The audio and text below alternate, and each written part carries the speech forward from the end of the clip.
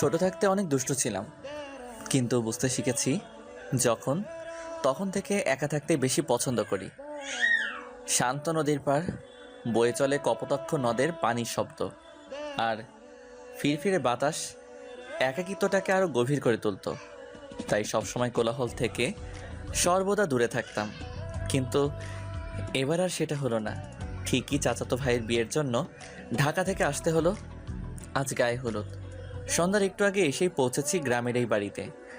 গ্রামে বাড়ি হলেও বড় চাচা আর আব্বুরা মিলে 4 তলা বাড়ি তুলেছে। গায়ে হলুদের অনুষ্ঠানে ভরপুর চারদিক, লাগাতার মাইকে বেজেই চলেছে। তাই ঠিক এ কারণেই আমি আসতে চাইনি এখানে। অবশ্য আরও একটি কারণ আছে, তবে প্রধান কারণ হলো এখানে আসলে কোলাহলে ভর্তি থাকবে চারিদিক। তাই সেই কোলাহলটাকে হালকা দূর করতে উঠে আসলাম ছাদে। জ্যোৎস্না রাত, চারিদিকে তারাদের সমারোহ, আর আলো ছড়াচ্ছে চুপটি করে থাকা চারটি। ছাদের দেয়াল ধরে দাঁড়িয়ে একমনে তাকিয়ে দেখছি সেসব। ঠিক তখনই শুনলাম, আজকের আকাশটা অনেক সুন্দর, তাই না? হুম। তারা ভরা আকাশ, নির্মল বাতাস, চাঁদের আলো, জোনাকি পোকার পিটপিটে আলো। ওহ, যা লাগছে না, তাই না? হুম। দেখতে অনেক আকর্ষণীয় করে তুলেছে, যেন একাকিত্বটাকে আরো গভীরভাবে পর্যবেক্ষণ করে, তাই না আবির সাহেব? আমি চমকে উঠলাম, কারণ এতক্ষণে খেয়ালই করিনি কেউ একজন আমার পাশে এসে দাঁড়িয়ে কথা বলছে। আগন্তুকের মুখে আমার নামটা শুনে হুঁশ ফিরল। আর আগন্তুকটা যে আর কেউ না, সে হলো জান্নাত, আব্বুর ও চাচাদের বন্ধুর মেয়ে। এখানে না আসার আরেকটি কারণ হলো এই জান্নাত। কি রে, অবাক হলি মনে হয়? না মানে আপনি তুমি সরি, তুই এখানে মানে ছাদে। আমার তোতলামো দেখে জান্নাত হাসছে। আমি দৃষ্টির বিরতি না দিয়ে তাকিয়ে আছি। এই তারা, চাঁদ, জোনাক, পোকার থেকে আমার পাশে যে দাঁড়িয়ে আছে সেই মেয়েটির হাসি সবচাইতে সুন্দর। আমি তাকিয়ে বেশ অবাকই হচ্ছি, কারণ জান্নাত আমার সাথে 7 বছর পর কথা বলছে। কি দেখছিস সেভাবে? মানে না, কিছু না।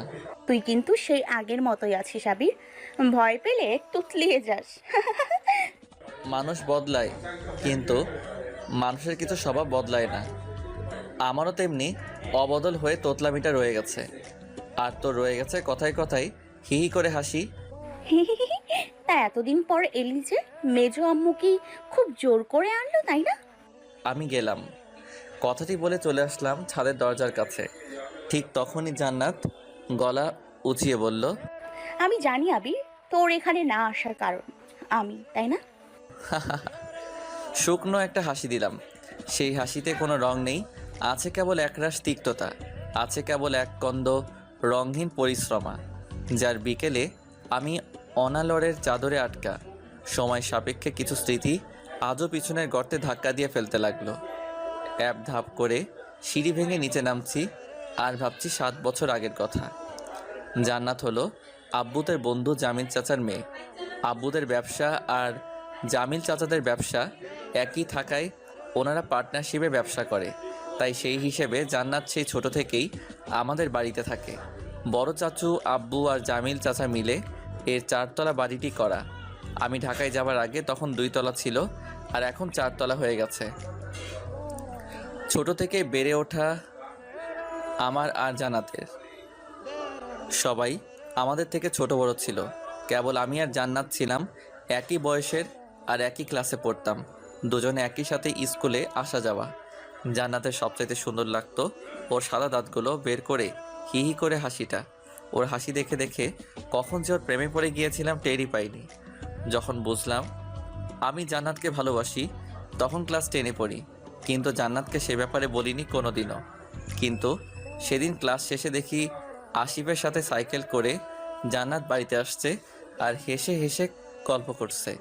সেদিন খুব রাগ হয়ে যায়। সেদিন বিকেলে, জান্নাত ছাদে আয়, কথা আছে তোর সাথে। কি কথা বল? আমি ছাদে গেলাম, তাড়াতাড়ি আয়, কথাটি বলেই ছাদে চলে এলাম।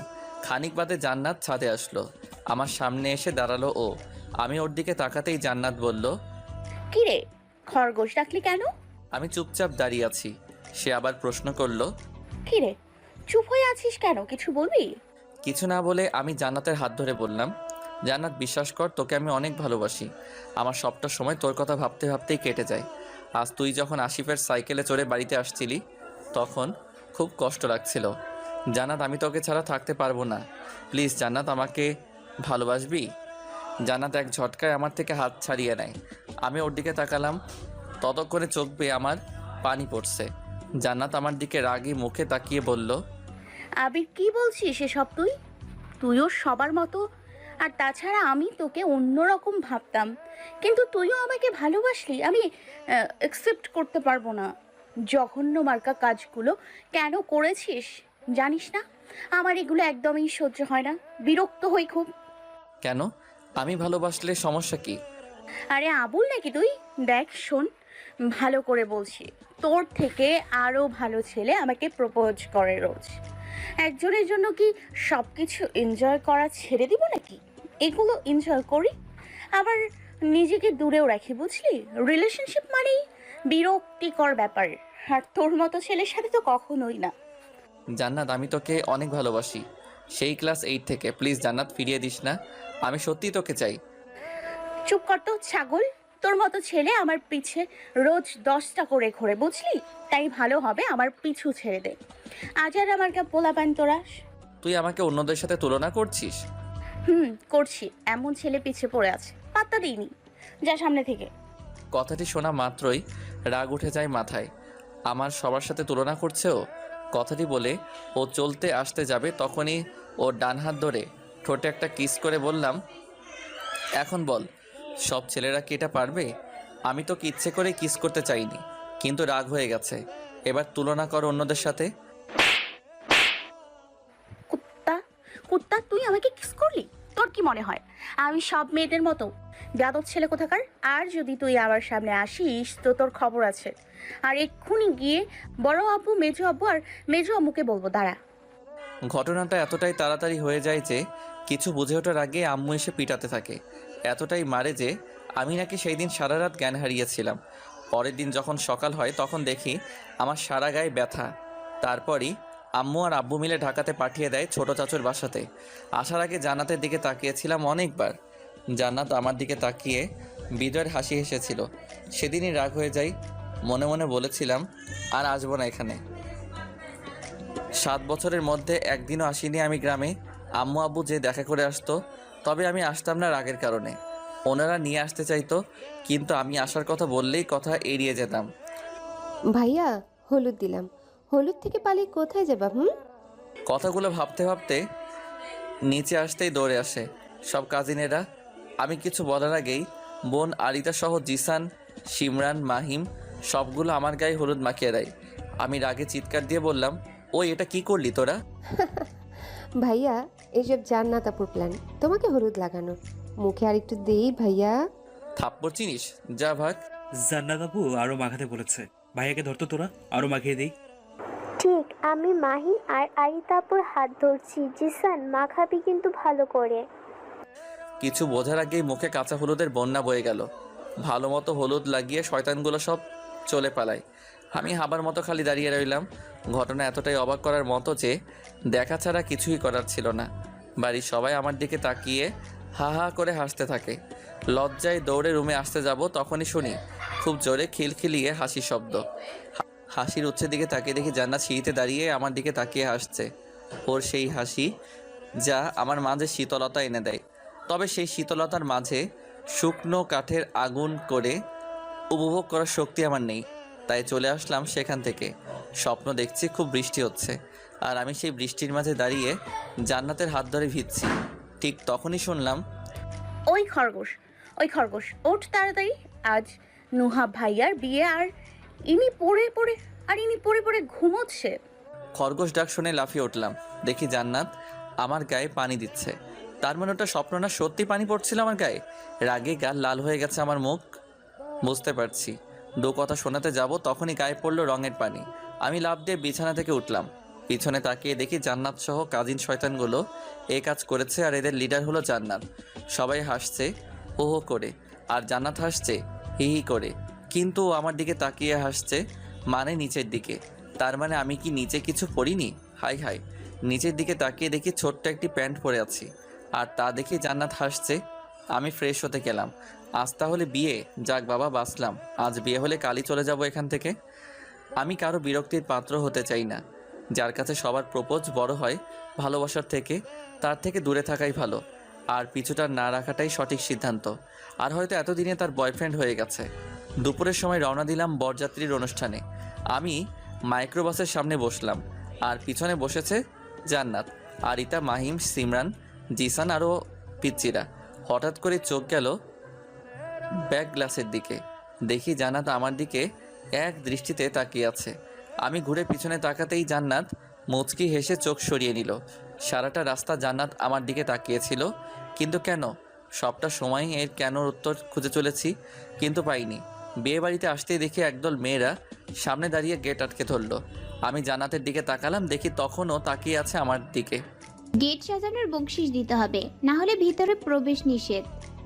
অবশ্যই মা, কিন্তু কত টাকা চাচ্ছ তোমরা? 20,000 টাকা। কি 20,000 টাকা? এত টাকা? আমাদের বকশিশ, না হলে বর ঢুকবে না। এভাবে এক কথায় দু কথায় বেশ জমিয়ে একচোট ঝগড়া লেগে গেল। আমাদের মুরব্বীরা সরে যে ভাইয়ার কিছু বন্ধু আর আমাদের কাজিনরা মিলে তর্ক ঠেলতে লাগলো।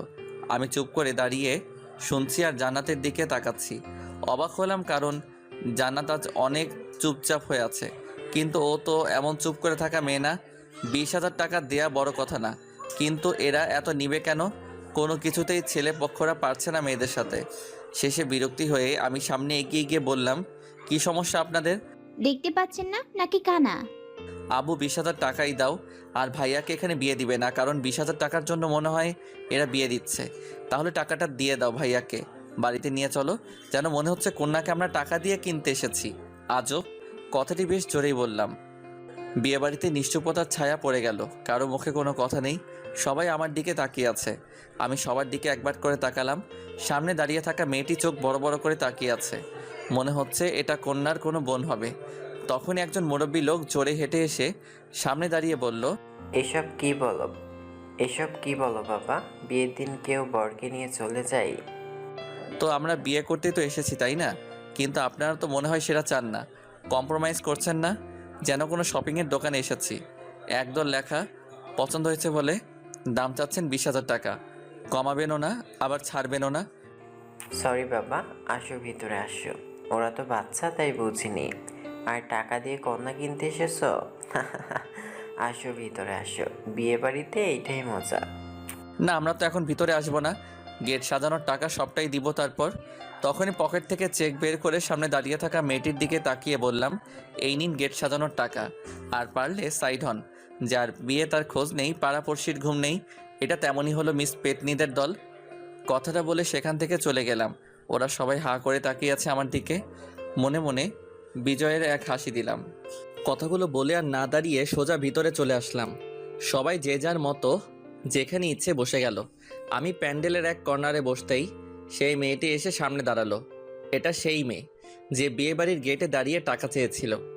মেয়েটা আমার দিকে তাকাতেই বললাম, আরে টাকাওয়ালি যে। এই, আপনি কে বলেন তো?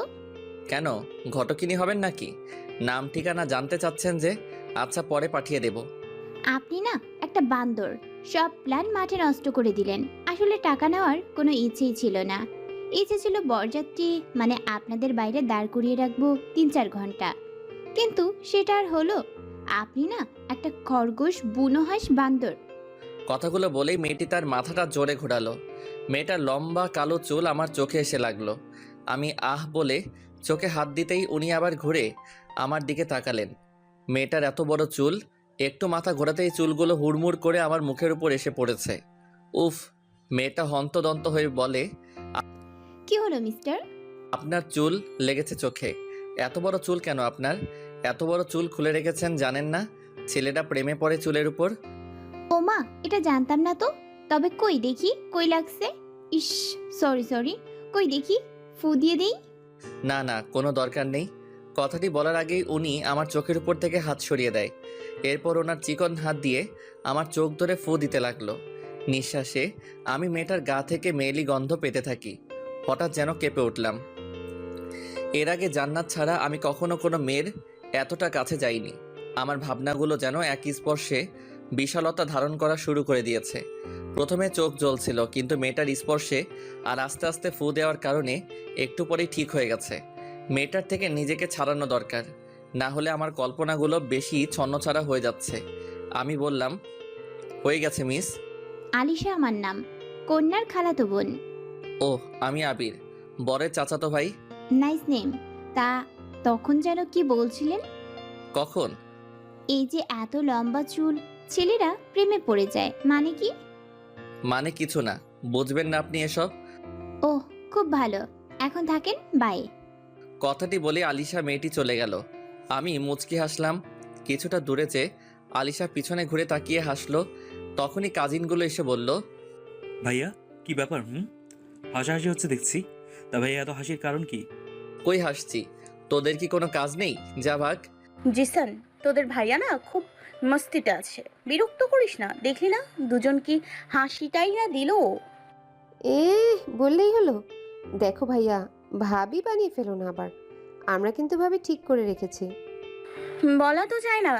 আরিতা, দেখলি না উনি কত হাসি হাসি মুখে কথা বললো, চোখ ধরে ফু দিয়ে দিল। দূর থেকে মনে হচ্ছিল যেন কিস করছে। তোর ভাইয়া তো সেটা আবার খুব পারে, দেখ চুমুও দিয়েছে কিনা। আমি হাবার মতো ওদের কথা শুনছি। জান্নাত যে পিঞ্চ মেরে কথাটা বলল সেটা ঠিকই বুঝতে পারছি, কিন্তু এভাবে কথা বলার মানে কি? একটা জিনিস বুঝতে পারছি না, জান্নাত এখানে আসার আগে হাসি খুশি ছিল, কিন্তু হঠাৎ রেগে গেল কেন সেটাই তো বুঝতে পারছি না। আর বুঝেই বা আমার কি আসে যায়? আর আমি যাই করি তার কি? ওর এত রিয়্যাক্ট করার কি আছে? সরল প্রশ্ন ছুড়ে দিলাম জান্নাতের দিকে, কিরে জান্নাত, রেগে আছিস নাকি? কেন রাখবো? আমি কি রাগ করতে পারি? যা তো আলিশার কাছে যা, তোর চোখে কিছু পড়লেই তার কাছে যাবি। ওকে, যাচ্ছি। এমনিতেও সে ছাড়া এমন করে কেয়ার কেউ নেয়নি। ও তাই নাকি? দেখাই হলো না তোদের। কেয়ারিং উপাধি দিয়েও দিয়েছিস। যা, যা তো সামনে থেকে, ওর কাছে যা। আচ্ছা ঠিক আছে, যাচ্ছি আমি। কথাটা বলেই সেখান থেকে উঠে দাঁড়াই। আলিশা কিছুটা দূরেই দাঁড়িয়েছিল। আমি পিছনে যে দাঁড়ালাম, ওর বান্ধবীরাও ছিল সেখানে। পিছনে দাঁড়াতেই আলিশার এক বান্ধবী বলল, দেখ, চ্যাকওয়ালা এসেছে। আলিশা আবারও ঘুরতেই ওর চুল আমার অন্য চোখে এসে লাগে। আমি আউজ বলে উঠি। আলিশা ঘুরতেই বলে, আপনি আবারও চুল? আপনার চোখেই লাগছে? উফ, কি যে করি, দেখি হাত সরান। আমি বারণ করতে যাচ্ছিলাম, কিন্তু তার আগে সে শাড়ির আঁচল পেঁচিয়ে ফু দিয়ে ভাব নিয়ে আমার চোখে লাগাতে শুরু করে। কিছু সময় পর চোখ ঠিক হয়ে যায়। আমি ঘুরে জান্নাতের দিকে তাকালাম। জান্নাতকে দেখিয়ে দেখিয়ে আলিশার সাথে কথা বললাম অনেকটা সময় নিয়ে। জান্নাত রাগে ফুঁসতে থাকে। আমার বেশ মজাই লাগছে। তার মানে জান্নাত কি আমাকে ভালোবাসে? না না, এটা তো কখনো সম্ভব না। আমি তার কাছে ছোট লোক ছেলে, খ্যাত বাজে ছেলে, যোগ্যতাহীন আমি। বিয়ের অনুষ্ঠান শেষ, সব কিছু কমপ্লিট হয়ে গেছে। আলিশার সাথে আমার আর দেখা হয়নি, দেখা করার প্রয়োজনও মনে করিনি, কারণ জান্নাতে রাগানোর জন্যই অতটুকু সময়ে আলিশার সাথে আলাপচারিতা ছিল। এরপর নিজেই কোলাহল থেকে আলাদা থেকেছি। সব কাজ শেষ করে আমরা রওনা দিলাম বাড়ির উদ্দেশ্যে। কাজিন সহ আমিও আবার সেই একই গাড়িতে উঠলাম। তবে এইবার শয়তানগুলো প্ল্যান করে আমার জান্নাতের পাশে বসিয়ে দিল। আমি না পারছি নড়তে, না পারছি কিছু বলতে। যখন রাস্তার ঝাঁকিতে নড়ে উঠছি তখনই দুজনেই গায়ে স্পর্শ লাগছে, আর সেই স্পর্শে আমি কেমন কেঁপে উঠছি। দূর, অসহ্য লাগছে। একটা সময় মেয়েটার জন্য কত পাগল ছিলাম। সে অপমান করেছিল, এখন সেই মেয়ের পাশে বসে তার স্পর্শে আমার কেমন যেন হচ্ছে। জান্নাত একবারও আমার দিকে তাকায়নি, আমিও তাকাইনি। কোনো কথাও বলেনি ও, আমিও কিছু বলিনি। এমনি কথা বলতে ভয় লাগে ওর সাথে। আম্মুকে যদি কিছু উল্টাপাল্টা বলে দেয়, আবার যদি অপমান করে, সব মিলিয়ে কথা বলতে ইচ্ছে করে না। তার উপর মাকে কিছু উল্টাপাল্টা বলে তো খবর আছে আমার। আবার বাড়িতে যখন আসলাম তখন রাত 10টা বাজে। কন্যার সাথে কে এসেছে জানি না। আমি গাড়ি থেকে নেমেই ফ্রেশ হতে গেলাম। ফ্রেশ হয়ে রুমে এসে বিছানায় শুয়ে পড়ি। সারাদিন বেশ ক্লান্ত ছিলাম। শুয়ে পড়তে একটু চোখ লেগে আসে। কতক্ষণ হেলান দিয়ে ঘুমিয়েছি জানি না। বাইরে থেকে অনেক জোরে চিল্লানির শব্দ কানে আসতেই কেঁপে উঠলাম আমি। চোখ মেলে তাকাতেই নিজেকে নিজের রুমে দেখলাম। বাইরের উঠান থেকে চিৎকার চেঁচামেচি আসছে। হাত ঘড়ির দিকে তাকালাম, 12টা বাজতে গেছে প্রায়। এখনও খিদে লাগেনি। বিছানা ছেড়ে উঠলাম। গায়ে নীল শার্ট, ভিতরে সাদা টি শার্ট পরা, কালো প্যান্ট পরা ছিল আগে থেকেই। আমি আবার ওয়াশরুমে গেলাম। চোখে মুখে পানি দিয়ে চুলগুলো ঠিক করছি। তখনই শুনতে পেলাম, ভাইয়া বাইরে চলো, গান গান খেলবে অক্ষর দিয়ে। না যাবো না, ভালো লাগছে না, তোরা খেল। যদি না যাস তো আম্মুকে বলবো তুই আলিশের সাথে টাঙ্কি মারছিলি। ওই তুই বন্যা শাকচুনি বলতো। চুপ খরগোশ। সরি, জান্নাত ভাবির কাছ থেকে শিখেছি। কি বললি? আরে থাপড়িয়ে তোর দাঁতগুলো ফেলবো, বুঝলি? যার সামনে থেকে। আম্মুকে ডাকবো আর আসার সময় গিটারটা নিয়ে আসবি, না আসলে কিন্তু আম্মুকে পাঠাবো। আরিতা কথাগুলো বলে সেখান থেকে চলে যায়। আমি জোরে একটা শ্বাস নিলাম। নিজের মাকে খুব মানি আমি, ভয়ও পাই বলা যেতে পারে। তাই আর দেরি করলাম না, রুমের কোণা থেকে গিটারের ব্যাগ কাঁধে নিয়ে বাইরে আসলাম। সবাই বাড়ির উঠানটাতে বসে বর্ণ দিয়ে গান গান খেলছে। মাঝখানে কাঠ জ্বালিয়ে আগুন করা, সবাই গোল হয়ে বসে আছে। আলিশা আছে দেখছি, ভাবির সাথে এসেছে হয়তো। চোখ গেল জান্নাতের দিকে, জান্নাতের পাশে তাকালাম, চোখ আটকে গেল আমার। দেখি আসিফও বসে আছে সেখানে। কেমন আছিস আবির? আছি, তুই? ভালো। তা দেখা করিস নেই কেন? আজ বিয়েতে তো দেখা করিস নেই একবারও। আসলে আমি একটু। ওনার কি আর দেখার সময় আছে? কত বিজি মানুষ উনি। সবাই চুপ থাকেন। মেয়েরা প্রথমে গান শুরু করবে আর লাস্টের অক্ষর দিয়ে আপনাদের মানে ছেলেদের গান গাইতে হবে। যারা পারবে না তারা হারবে। হয়ে যাক আজ লড়াই। তবে আবির ভাইয়া কিন্তু প্রতি গানের সাথে গিটারও বাজায়। সবাই যে যার মতো গান গাইতে লাগলো একটু একটু করে। জান্নাত 2টা গাইলো। ওর গানের কণ্ঠটা যে এত সুন্দর আমি জানতাম না তো। আজই প্রথম ওর কণ্ঠে গান শুনলাম। বেশ মিষ্টি গলা ওর। সবাই গান গাইলেও আমি বাকি এখনো, কারণ গিটার বাজাতে পারলেও গান পারি না আমি। লিরিক্স উল্টাপাল্টা হয়ে যায় আমার।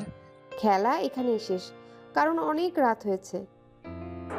তবে ভাইয়া কিন্তু গান বলেনি এখনো। হ্যাঁ হ্যাঁ, এখনো ভাইয়া গান বলেনি। আবির ভাইয়া এখনই গান বলো দ্রুত। আমি গান পারি না আপু। না, আমরা গান শুনবো। গান না, কবিতা আবৃত্তি করে বলতে হবে আবির ভাইয়াকে। যেহেতু গান শুনছি সবার থেকে, এর একটু ব্যক্তিত্ব হোক। কি বলো সবাই?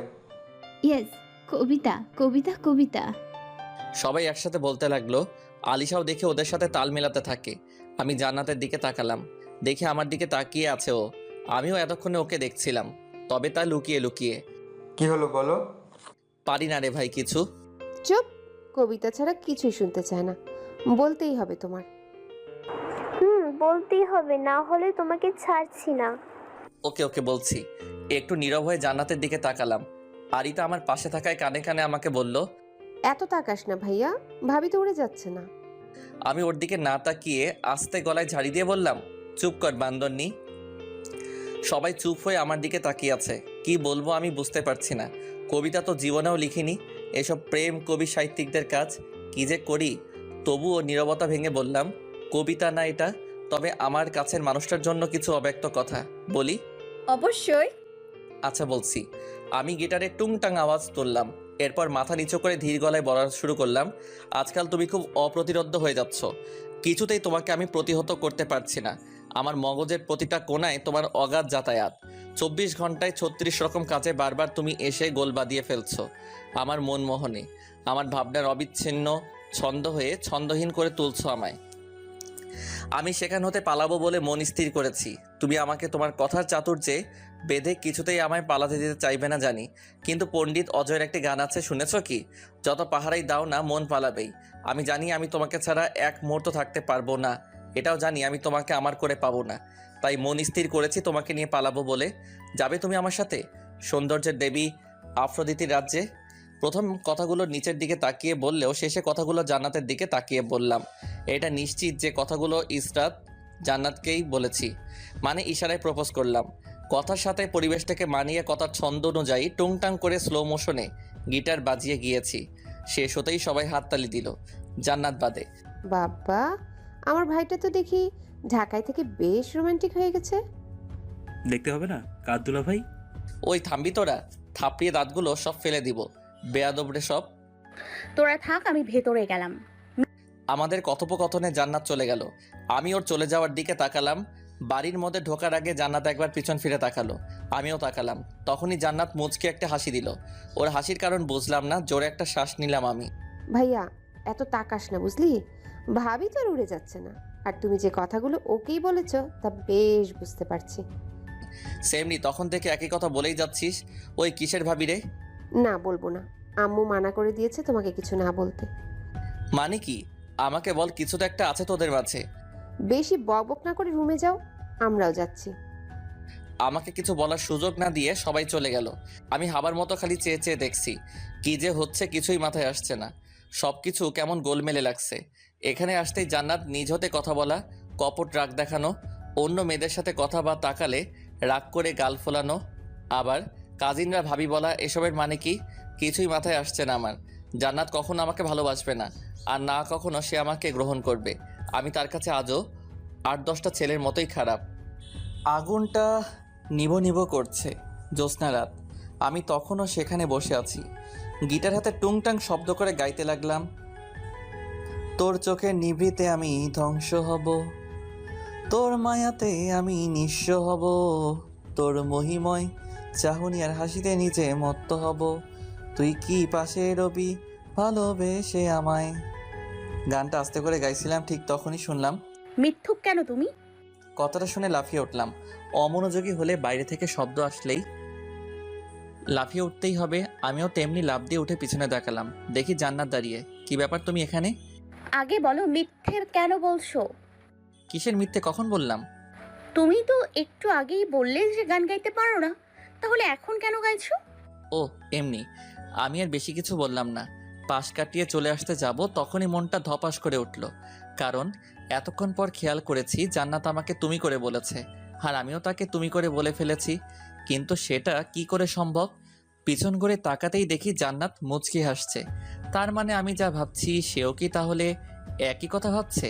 তবে আসল কথা হলো, আমি না হয় ঘোরের মধ্যে পড়ে তুমি বলেছি, কিন্তু জান্নাত তো এসেই তুমি করে বলা শুরু করে দিয়েছে। তাহলে কি কোনো প্ল্যান আছে? আমি দৌড়ে রুমে চলে আসলাম। জান্নাতের ছলনাতে আর পড়তে চাই না। হয়তো এখন ভালো বিহেভ করছে, পরে ঠিকই আম্মুকে দিয়ে মার খাওয়াতে পারে। আবার সাথে জান্নাতের থাপ্পড় ফ্রি। সো আমি কালই চলে যাওয়ার সিদ্ধান্ত নিলাম। পরের দিন সকালে ভাইয়া ওঠ, আম্মু ডাকছে। আমি ঘুম ঘুম চোখে সামনে তাকালাম, দেখে আরিতা দাঁড়িয়ে আছে। আমি ঘুমালো ভঙ্গিতে বললাম, কি হয়েছে রে? তুই কি রে, কতক্ষণ থেকে ডাকছি, ওঠার নাম নেই। রাত জেগে কি চুরি করতে বের হোস বলতো? ওই শর্ত শাকচুনির সামনে থেকে আম্মু কেন ডাকছে? জানি না তো, মনে হয় কিছু গুরুত্বপূর্ণ কথা বলবে। কিছু বললাম না। খানিক পর ফ্রেশ হয়ে খাবার টেবিলে গেলাম, দেখি জান্নাত সহ সবাই সেখানে বসে আছে। কি ব্যাপার বাবাজি, এত সময় ধরে কেউ ঘুমায়? আমি অবাক হয়ে ওনার দিকে তাকালাম। উনি মুচকি একটা হাসি দিয়ে খাবার খাওয়াতে মনোযোগ দিল। আমি ঠাই দাঁড়িয়ে আছি। উনি আজ প্রথম আমাকে বাবাজি বলে সম্বোধন করলো, তাই অবাক না হয়ে পারলাম না। তবে সেটা আসল ব্যাপার না। আসল ব্যাপারটা হলো তিনি কেন আমাকে এতটা আদর করে ডাকলো। বিষয়টা রহস্য, তাই মাথার মধ্যে জট পাকিয়ে যাচ্ছে। কারণ 7 বছর আগে ওনার মেয়েকে প্রপোজ করার দায়ে উনি প্রথম আমাকে দু কথা বাজেভাবে শুনিয়ে দিয়েছিল। তার ফলশ্রুতিতে আম্মু এসে ঠাস করে চর বসিয়ে দিয়ে ঢাকাতে পাঠিয়ে দেয়। আর আজ কিনা আবির, তোকে কি খাওয়ার জন্য ইনভাইট কার্ড দিয়ে বসাতে হবে নাকি? কেন আম্মু? ওই বান্দর ছেলে তোকে সেই কখন থেকে বলছি খেয়ে নিতে, আর তুই কিনা এখানে দাঁড়িয়ে কি সব ভাবছিস? আচ্ছা খাচ্ছি তো। চুপচাপ খেতে বসলাম। তবে এ বাড়িতে আসার পর অনেক কিছু পরিবর্তন চোখে পড়েছে। বেশি পরিবর্তন হয়েছে কথাবার্তাতে। সবাই কেমন যেন আমাকে একটু বেশি ভালোবাসা দেখাচ্ছে। হয়তো অনেক দিন বাদে এসেছি কিনা। আম্মু, আমি আর চলে যাব। খেতে খেতে আম্মুর দিকে তাকিয়ে কথাটা বললাম। সবাই যেন খাওয়া বন্ধ করে দিল। আমি সেদিকে ভ্রুক্ষেপ না করে আবারও বললাম, আজ বিকেলে বের হব আম্মু। তাহলে ঢাকায় পৌঁছে বেশ ঘুম দেওয়া যাবে। তোকে ঢাকাতে যেতে কে বলেছে?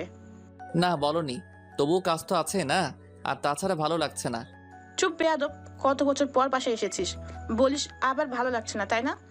থাপড়িয়ে তোর দাঁত ফেলে দিব। আম্মু, আমি এখানে সত্যি থাকতে ভালো লাগছে না। কথাটি জান্নাতের দিকে তাকিয়ে বললাম আর চোখে। দেখি ও আমার দিকে কেমন দৃষ্টি নিয়ে তাকিয়ে আছে।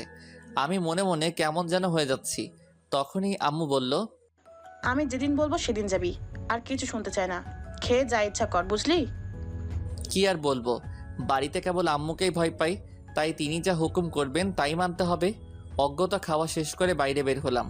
বাইরে বের হয়ে দেখি জিসানের সাইকেল দাঁড় করানো। জিসানকে ডাকলাম, তোর সাইকেলটা দে তো, গ্রামটা একটু ঘুরে আসি। দিবি তো নাকি? কি যে বলো দুলা ভাই, তোমাকে দেবো না তো কাকে দেবো? যাও নিয়ে যাও। জিসান, মার খাবি? দুলাভাই মানে কি? তা তো ঠিক জানি না দুলা ভাই মানে কি, তবে আপুর বর তো শালার মানে আবার দুলাভাই তো হয়, তাই না? উফ, এই তোরা না বেশি বকিস, আমাকে কেন দুলাভাই ডাকতেছিস? ফাজিল ছেলে কোথাকার। যা বাবা, দুলাভাইকে কি খালু বলে ডাকবো নাকি? ওই যা তো এখন থেকে, শয়তান কোথাকার। কথাটি শেষ করাতেই সামনে তাকালাম, দেখি জান্নাত দাঁড়িয়ে। আমি ওর দিকে তাকাতেই দেখি আমার দিকে কেমন দৃষ্টিতে তাকিয়ে আছে। আমি মুচকি একটি হাসি দিলাম। ও বলল, কোথায় যাচ্ছ? আবারও সেই তুমি শব্দ। না, এর মধ্যে কোনো রহস্য আছেই আছে, তবে সেটা ঠিক কি তা বুঝতে পারছি না আমি। কি হলো বলছো না যে? কথা বললা কি বারণ? না, বাইরে যাচ্ছি। তুই কোথা থেকে আসলি? আমার মুখে তুই করে শুনে জান্নাত কেমন করে আবার তাকালো। আমি মনে মনে কেমন যেন খুশি হলাম, কেন জানি না জান্নাতকে পাত্তা দিতে ইচ্ছেই করছে না। আমি পাশ কাটিয়ে চলে আসবো, তখনই সে বলল, আমাকে নিয়ে যাবি ঘুরতে? আসিফ আছে তো, তোকে সাইকেলে নিয়ে ঘুরতেও বেশ পারবে মনে হয়। আমার মতো ছেলের সাইকেলের পিছনে বসবি, এটা আমার কি সৌভাগ্য। কিন্তু দেখ, আমি না তোকে নিতে পারবো না, এতে যদি পরে আবার কিছু হয়ে যায়। কথাটি বলে আর দাঁড়ালাম না, সোজা জোরে সাইকেলের প্যাডেল চেপে একটানে বেরিয়ে পড়লাম। মনে মনে কেমন হাসি খুশি লাগছে, যদিও জান্নাতকে কষ্ট দিতে আমারও খারাপ লাগছে, তবুও কেমন যেন একটা স্বস্তি অনুভব করছি। বিকেলে ছাদে বসে আছি। 4 তলা বিল্ডিংয়ের ছাদে উঠলে দূরের প্রকৃতি বেশ ভালোভাবেই দেখতে পাওয়া যায়। নির্মল বাতাস, পাখিদের ডাক, গোধূলি রোদ পরিবেশটাকে কেমন যেন আরও সৌন্দর্যময় করে তুলেছে। এ সময় গিটার বাজিয়ে গান না গাইলে কেমন লাগছে, তাই বসে না থেকে গিটার বাজিয়ে গাইতে লাগলাম। কালকে এলে না, আজ চলে গেল দিন। এখন মেঘলা বৃষ্টি অনতি দূরে, ভয়াল বৃষ্টি, প্রকৃতি ডুবে যাবে। এখনও কি তুমি খুঁজছো নেল পালিশ? শাড়ি পরা ছিল, তাহলে এলে না কেন? জুতো ছেঁড়া ছিল, জুতো ছেঁড়া ছিল না কো? কাজল ছিল না, কি হবে কাজল পরে? তোমার চোখের হরিণকে আমি চিনি। কালকে এলে না, আজ চলে গেল দিন। এখন গোধূলি, এখনই বোরকা পরে এলে, প্রকৃতি ডুবে যাবে গাঢ়তর হিমে। এখনও কি তুমি খুঁজছো চিরচেনা সেই সেফটি পিন? ঢাকাতে পড়াশোনার পাশাপাশি কি গানও গাওয়া হতো? আবারও লাফিয়ে উঠলাম, কারণ এবারও বাইরের প্রকৃতির সাথে আমি অমনোযোগী। ঘাড় ঘুরিয়ে পাশে তাকিয়ে দেখি জান্নাত। আমি ওকে দেখা মাত্রই সামনে তাকালাম। কি হলো, কথা বলা কি নিষেধ? নিষেধ কেন হবে? তবে ভয় করে। কিসের ভয়? আমি কি পেতনি নাকি যে ঘাড় মটকাবো? কত ছেলে আমার সাথে কথা বলার জন্য দাঁড়িয়ে থাকে রাস্তার মোড়ে, আর তুই কথা বলিস না। মনে মনে একটা লাস্যময়ী হাসি দিলাম। আমার হাসির অর্থ আমিও জানি না, তবে মনে পড়ল সেই পুরনো কথাগুলো, যার মাঝে একটি কথা ছিল, আমার জন্য কত ছেলে পাগল, আর তোর মতো একটা ছেলের সাথে প্রেম করব আমি? এত তাড়াতাড়ি কি লাইফে এনজয় করা ছেড়ে দিব? কথাটি বুকে আবারও ব্যথা দিয়ে উঠল, কারণ আজকেও সে একই কথার প্রতিধ্বনি। তবে আজকের কথার অর্থটা অন্যরকম। আগে আমি কথা বলতাম দেখে সে কথা বলতো না, আর এখন বলছি না দেখে সেই বলছে। আবির, একটা কথা বলবো? বলো। আমার জন্য এখানে এতদিন আসিস নাই, তাই না? আরে না, তা কেন হবে? জানি আমি, আর আজকেও তুই সেটার জন্য এখান থেকে চলে যাচ্ছিস, তাই না? আরে না না, এরকম কিছুই না। আসলে ছোট চাচুর ব্যবসা দেখতে হচ্ছে, তার উপর নিজের পার্ট টাইম জব, সব মিলিয়ে তো যেতেই হবে। মিথ্যেটাও ঠিকভাবে বলা শিখিস নাই এখন। ছোট চাচুকে মেজো আম্মু কল দিয়ে জিজ্ঞাসা করেই নিয়েছে, কোনো ব্যস্ততা নেই, আর আর তিনিও কদিন পর এখানে আসবেন। মিথ্যেটা বলে ধরা পড়ে গেলাম, কিন্তু কি আর করার, আমাকে যে যেতেই হবে। এখানে থাকা যাবে না। এখানে থাকলে আমি আবার জান্নাতের প্রতি ভালোবাসায় আসক্ত হব, আর সেটা কখনোই সম্ভব না। কারণ আমি বা আমার ভালোবাসা তোর কাছে সব ছেলেদেরই মতো 5 টাকার সস্তা ঝালমুড়ির মতো, আর শুধু থেকে সেই ভালোবাসার বস্তু নিয়ে আবারও অপমান হতে পারবো না। আবির, একটা প্রশ্ন করব? করো। আমাকে কি এখনো ভালোবাসিস? আমার মনে একটা ধপ করে শব্দ হলো বলে মনে হলো। আমি জানি না এর উত্তর কি দিব, তাই কিছু না বলে গিটার হাতে জোরে হেঁটে চলে আসতে লাগলাম। তখনই জান্নাত পিছন থেকে সেই হাসি হেসে বলল, আসিফের সাথে আমি কথা বলি না দরকার ছাড়া আবির, আর ওর সাথে সাইকেলেও ঘুরি না, শুধু শুধু উল্টাপাল্টা ভাবিস। আমি পাত্তা দিলাম না, সোজা রুমে চলে আসলাম। খুব কাঁদতে ইচ্ছে করছে। ছোট থেকে যাকে ভালোবাসলাম সেটা থাকতেই আজ দূরে। আজও যে আমি তাকে ভালোবাসি, আজও যে আমি তাকে আমার মনের 4 দেয়ালে বন্দি করে রেখেছি। 2 দিন পর। আবির ওঠ, বেলা করে ঘুমাস কেন? আম্মু, তুমিও ডাকতে আসলে এত সকালে? তোর ভাইয়ের বাড়ি থেকে লোকজন আসবে। কেন? কেন মানে কি, বউ ভাতে আসবে। যা তাড়াতাড়ি উঠে ফ্রেশ হয়ে নে, খেতে দিব, না হলে আর সময় পাবো না। আচ্ছা যাও, আসছি। আম্মু চলে গেল। আমি উঠে ফ্রেশ হয়ে খাবার টেবিলে গেলাম। দেখি সবাই যে যার মতো ব্যস্ত, খালি জান্নাত খাবার টেবিলে বসে আছে। হাবভাব দেখে মনে হচ্ছে সে আমার জন্যই বসে আছে। কিরে, তুই বসে আছিস যে? এখন খেয়ে উদ্ধার করেন, মেজো আম্মু আমাকেই বসিয়ে দিয়ে গেল আপনার কাছে। ও, আমি খাচ্ছি আর জান্নাত আমার খাওয়া দেখছে, আর চোখে তাকাচ্ছি ওর দিকে, কিন্তু সে আমার দিকে তাকিয়ে আছে। তখনই সে বলল, আবির, কাউকে ভালোবাসিস? কেন? না, এমনি জিজ্ঞাসা করলাম। বাসি। কাকে? আমার আম্মুকে ভালোবাসি। ফাজিল ছেলে কোথাকার। খাওয়া শেষ করতে শুনলাম ভাইয়ার শ্বশুরবাড়ি থেকে লোকজন আসছে। আমি তাই কোলাহল থেকে বাঁচতে ছাদে চলে গেলাম। ছাদের সাথে লাগোয়া একটি কৃষ্ণচূড়া গাছ আছে। যদিও ছোট, এত বড় বাড়ির ছাদ অব্দি আসেনি, তবু গাছটা বেশ ভালো লাগে দেখতে। কি হ্যাঁ মিস্টার চেক বালক? কথাটি শুনেই আমি পিছনে তাকালাম। দেখি বিয়েতে যার সাথে কথা বলেছিলাম সেই টাকাওয়ালি, তো আমাকে চেক বয় বলে ডাকছে কেন? কি ব্যাপার আবির মিয়া, কথা বলছেন না যে? আরে টাকাওয়ালি যে, কেমন আছেন? আমি টাকাওয়ালি? আলিশা নাম আমার। জানি। তার ছাদে এই অসময় কি করছেন? কথা বলতে বলতে আমার পাশে এসে দাঁড়ালো। তখনই শুনতে পাই সিঁড়িতে কেউ হেঁটে এদিকে আসছে। শব্দটা আরও কাছে আসতে দেখি জান্নাত এসেছে। আমার আর আলিশাকে দেখা মাত্রই কেমন করে দৃষ্টি দিল। মনে মনে একটা আনন্দ পেলাম আবারও, তাই আরও কাছে সরে যেয়ে দাঁড়ালাম ওর। আপনাদের গ্রামটা অনেক সুন্দর। ঘুরবেন? আচ্ছা, বিকেলে আপনাকে সাইকেলে বসে গ্রাম ঘোরাবো, কেমন? সত্যি? ওহ, আপনি কত ভালো। জানেন, আপনার কথা মনে পড়ছে এ কদিন। তখনই মনে হয়েছে আপনার নাম্বারটা থাকলে ভালো হতো। আচ্ছা ঠিক আছে, পড়ে নিয়েন। আর আমারও মনে পড়েছে আপনার কথা। কথাগুলো জান্নাতের দিকে তাকিয়ে জোরে জোরেই বললাম। সে রাগে গজগজ করছে, গাল দুটো লাল হয়ে গেছে। যাক, প্ল্যানটা কাজে দিল। জান্নাত বুঝুক যে সে একা সব ছেলেদের মধ্যমণি না। আমার কাছে সে একসময় অনেক বিশাল কিছু ছিল, কিন্তু এখন আর নেই। আমি আলিশার দিকে তাকালাম, সে আমার দিকে তাকিয়ে আছে। এইটা সেই ছাদ। আজ যেখানে দাঁড়িয়ে আছি ঠিক সেখানে দাঁড়িয়ে 8 বছর আগে জান্নাত আমাকে অপমান করেছিল ভালোবাসা নিয়ে। তাকে সত্যি সে সময় ভালোবেসেছিলাম, কিন্তু ও আমাকে অপমান করে। আমি জান্নাতকে শুনিয়ে শুনিয়ে বললাম, আপনার চুলগুলো আসলে অনেক সুন্দর। মজার ব্যাপার কি জানেন, আমার আপনার কথাও মনে পড়েছিল। কেন মনে পড়েছিল তার কারণ খুঁজতে যে চোখের সামনে আপনার খোলা চুল, আমার চোখে ফু দেওয়া, এসবই ভাসছিল। আপনি অনেক কেয়ারিং। ওমা, তাই নাকি? ইস, আপনি অনেক সুন্দর করে কথা বলেন। কখনো কাউকে ভালোবাসছিলেন নাকি? ওর প্রশ্ন শুনে আমি মুচকি হাসলাম। জান্নাত আমাদের থেকে কিছুটা দূরে দাঁড়িয়ে আছে। যাক, ভালো একটা প্রশ্ন করেছে আলিশা, ঠিকমতো জবাব দিতে হবে। জান্নাতকে শুনিয়ে শুনিয়ে জোরে বললাম, ভালোবাসা এসব আমার দ্বারা হয় না।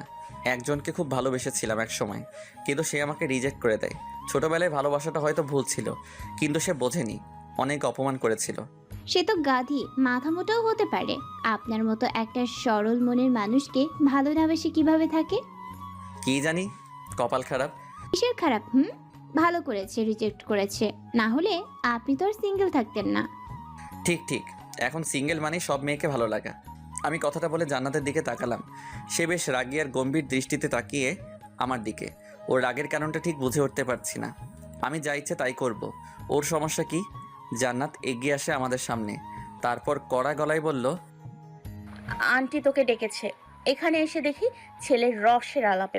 আবির, আজকে তাহলে ঘুরবেন আমাকে নিয়ে? ওই মেয়ে, ও তোমার ভাইয়া হয়, নাম ধরে ডাকছো কেন? আপনারই তো ভাই হয়, আপনি ওকে নাম ধরছেন কেন? আমার ফ্রেন্ড হয়, সমবয়সী আমরা। আর তুই এখনো এখানে দাঁড়িয়ে আছিস? আন্টিকে ডেকে দিচ্ছি, দাঁড়া। আমি আলিশার সাথে থাকবো। মেয়েটা কত ভালো, কত সুন্দর করে আমার সাথে এসে কথা বলে। ভালো থাক তুই। জান্নাত চলে যেতে থাকে। আমি মায়ের ভয়ে আলিশাকে রেখে দৌড়ে সিঁড়ি ঘরে আসলাম। জান্নাত হাঁটছে ধীর পায়ে, আমিও ওর পাশে হাঁটছি। জান্নাতের চোখে মুখে রাগের বিশাল প্রতিচ্ছায়া পরিলক্ষিত হয়েছে। জান্নাত বলল, এখানে কি? যা ওকে নিয়ে আকাশে গিয়ে ঘুরে বেড়া। তুই কি রেগে আছিস? আমি কেন রাগ করব? তোর যা খুশি তাই কর, আমার কেন রাগ হবে? সেটাই তো, তোর কেন রাগ হবে? তোর রাগ তো সেই ছোটবেলায় প্রকাশ করেছিলি বিচার দিয়ে। তা তোর ফ্রেন্ডসরা কেমন আছে? এক গাদা ছেলে ফ্রেন্ড ছিল না তোর? আসিফকে নাকি পছন্দ করতি? তুই খুব ভালো জানিস দেখছি। হ্যাঁ ভাই, পছন্দ করি। তুই যা তো আলিশার কাছে, যা, যত সব। জান্নাত জোরে হনহন করে হেঁটে যাচ্ছে, আমি মুচকি হাসছি। জান্নাত যে রেগে বোম হয়ে আছে সেটা আর বলার বাহিরে রাখে না, কিন্তু এটাই তো আসল কথা। সে কেন রাগ দেখাতে যাবে? আমি রান্নাঘরে এসে বসলাম। মা লুচি ভাজছে, হাতে আমার ডালের প্লেট। মা লুচি ভেজে আমার প্লেটে দিতে থাকে আর আমি খেতে থাকি। মা বলে, আমাদের জান্নাতের বিয়ে ঠিক করেছি, বুঝেছিস? কি? কবে? মানে কিভাবে? এত কিছু তো শুনতে হবে না। মেয়েটা কত ভালো জানিস? আমি অসুস্থ হয়ে পড়েছিলাম কয়েক বছর আগে, তোকে ইচ্ছে করেই কিছু বলিনি। জান্নাত সব কিছু করে দিয়েছে, আমার কত খেয়াল রেখেছে। কত ভালো একটা মেয়ে। কচু ভালো খাবো না, আমি বাইরে যাচ্ছি। আরে শোন, ওই প্লেট রেখে বাইরে চলে আসলাম, ভালো লাগছে না। তবে এখান থেকে নিজেকে সরাতে হবে। ঢাকায় গেলে আমি সব ভুলে থাকতে পারবো। কেন যে এখানে এসেছিলাম, না আসাটাই সবচাইতে বেশি ভালো ছিল। বাইরে এসে দেখি জিসানের সাইকেলে রাখা। যাক, ভালো হয়েছে, ওর সাইকেল নিয়ে কিছু সময় ঘুরতে পারবো, ভালো লাগবে। হঠাৎ করে মিউজিক বেজে ওঠে। বিয়ে উপলক্ষে বাড়িতে সাউন্ড বক্স আনা হয়েছে। মিউজিক বাজাচ্ছে জিসান। জুবিন স্যারের গান বাজতে থাকে। সাম হো আখির याद है आज भी हो के हम तुम जुदा फिर मिले ना कभी दिल है कहता रहा रोक ले तुम हम हैं तुमने जाते हुए कुछ कहा ही नहीं कुछ बता ही है कहनी उनसे चाहा के भी नहीं कह पाती है। গানটা মনে মনে গাইলাম। আমি সাইকেলের উপর চেপে বসি। হঠাৎ জান্নাত সামনে এসে দাঁড়ালো। আমার দিকে তাকিয়ে বলে, আমার কোনো ছেলে ফ্রেন্ড নেই, বুঝেছিস? আর না, আসিফ আমার বয়ফ্রেন্ড। সে আমার বন্ধুর, এর বেশি কিছুই না। কোথায় যাচ্ছিস? ঘুরতে। আমাকে নিয়ে চল। মনে আছে আমরা ছোটবেলায় ঘুরতাম? আমি আমার সাইকেলে কাউকে নিয়ে ঘুরি না। ভাব দেখাবি না একদম। ওই ওই আবির, আমি যাব। পিছনে ঘুরে তাকালাম। আলিশা দৌড়ে আসলো আমাদের সামনে। দৌড়ে এসে জান্নাতকে একটু সরিয়ে সে আমার সাইকেলের সামনে উঠে পড়ল। জান্নাত বোকার মতো তাকিয়ে থাকে আমাদের দিকে। মনে মনে একটু হাসলাম আমি। যাক, আবারও জান্নাতকে বোঝানো যাবে মজা কি জিনিস। আরে আপনি, আমি তো তোমার জন্যই অপেক্ষা করছিলাম। তুই না বললি কাউকে নিয়ে? সেটা শুধু আলিশার জন্যই ফাঁকা থাকবে।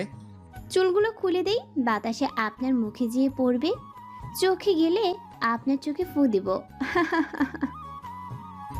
ঠিক আছে, চলেন তাহলে ঘুরি। আলিশাকে নিয়ে বের হলাম। পিছনে এবার জান্নাতের দিকে তাকিয়েছিলাম আমি। অপলক দৃষ্টিতে তাকিয়ে আছে জান্নাত। আমার কি, আমি কারো অধিকারের ভিতরে পড়ি না, যা খুশি তাই করব, কারো কোনো সমস্যা নেই। আলিশা আর আমি সারাদিন ঘুরলাম। সাইকেল নিয়ে অনেক জায়গাতে ঘুরেছি। এলাকায় বন্ধুরা কেউ নেই, যারা ছিল তারা এখন সব যেন দেশের বাইরে। দুজনে ঘুরে বিকেলের দিকে বাড়িতে আসলাম। সাইকেলটা রেখে আমি ভিতরে যাব, তখনই জিসান মানে জান্নাতের ভাই এসে বলল, ভাইয়া তোদের কি হয়েছে? আপু কান্না করে শেষ, সারাদিন না খেয়ে আছে। তোর আপু কান্না করেছে মানে? কেন? দেখো ছাদে আছে। কি করেছো তুমি? কিছু বললাম না, দৌড়ে ছাদে চলে আসলাম। জান্নাত দাঁড়িয়ে আছে। আমি ওর পাশে যেয়ে দাঁড়িয়ে প্রশ্ন করলাম, কাঁদছিস তুই? আমি কাঁদবো কেন? সেটাই, তুই কেন কাঁদবি? কিন্তু জিসান কেন আমার কাছে তোকে নিয়ে কথা বললো? জানি না। তুই এখানে কেন? যা তোর আলিশার কাছে। আমি এখানে আসতেও চাইতাম না। জিসান আমাকে কেন বলবে? কি কারণ থাকবে? সে অন্য কাউকে বলল না, আমাকে কেন বলতে যাবে? বললাম তো জানি না। তুই সর আমার থেকে, কথা বলবি না একদম। জান্নাত কথাটা বলে হন হন করে চলে যায়। আমি বোকার মতো দাঁড়িয়ে থাকি ওর চলে যাওয়ার দিকে। আমি কিছুই বুঝতে পারছি না জান্নাতের এমন রাগ দেখানো, কান্না করার বিষয়গুলো কেন আমার সাথে ঘটছে। আমি কি করলাম? আমিও ছাদ থেকে চলে আসি। সারাদিন বাইরে থাকার দরুন মায়ের কাছে কিছুটা মিষ্টি বকা শুনলাম। তারপর সোজা রুমে চলে আসি। সন্ধ্যায় হালকা খাবার খেয়ে বিছানায় গা এলিয়ে দিতেই ঘুম চলে আসে। কতক্ষণ ঘুমিয়েছি জানি না। হঠাৎ আমার নাকে কেমন যেন গন্ধ আর সুরসুরি অনুভব করছি। আমি ঠেলে উঠি। চোখের সামনে দাঁড়িয়ে আছে আলিশা, চুলগুলো খোলা। বুঝলাম ওর চুল আমার নাকের উপরে এসে পড়েছিল। শ্যাম্পু করার ঘ্রাণ আসছিল। আমি বললাম, তুমি এখানে? জি স্যার, সবাই তোমাকে খুঁজছে। রাত 11টা বাজে, খাবার টেবিলে ডাকছে তোমাকে, আসো জলদি। আম্মু? আন্টি তো পাঠালো। যদিও জান্নাত আপু ডাকতে আসছিল, কিন্তু আমি ডাকতে চলে এসেছি। চলো এখন। সে চলে যায়। আমি ফ্রেশ হয়ে খাবার টেবিলে আসলাম। জান্নাত সবাইকে খাবার বেড়ে দিচ্ছে। জান্নাতের মুখে রাগ লেগে আছে। আরেকটু রাগানোর জন্য ইচ্ছে করেই আলিশার পাশে গিয়ে বসলাম। জান্নাত এসেছে কাছে, কানের কাছে মুখ এনে বলল, ওই এখানে কেন বসেছিস? এমনি, শর্ত ক্ষুধা লাগছে। খাবার প্লেটে সব কিছু নিজেই বেড়ে খেতে থাকি। আম্মা প্রশ্ন করে, সারাদিন কোথায় কোথায় ছিলি? জান্নাত তোকে খুঁজছিল। কেন খুঁজবে? পাতি হাঁসের মতো প্যাক প্যাক করবে বলে? ওই আমি পাতিহাঁস থাপ্পড় খাবি বুঝলি? জান্নাতকে ইশারায় কাছে ডাকলাম, কানের কাছে মুখ আনতেই বললাম, আলিশা আছে না, মারবি? সে সেভ করবে বুঝলি। জান্নাত পিঠে একটি কিল বসিয়ে দিল। আমি আউজ বলে চিৎকার করে উঠলাম। সে হেঁটে সরে যেতে চাইল। আমি একটুখানি ওর ওড়না টেনে ধরি, আর সে হুমড়ে আরিতার গায়ের উপরে পড়ে। আমি বললাম, চিকনা এখনো নিজেকে সামলাতে পারে না, আসে আমাকে চড় দিতে। ওই তুই ইচ্ছে করে এমন করেছিস? কখন? কেউ সাক্ষী আছে? সাক্ষী দেখবি তুই, হারামি।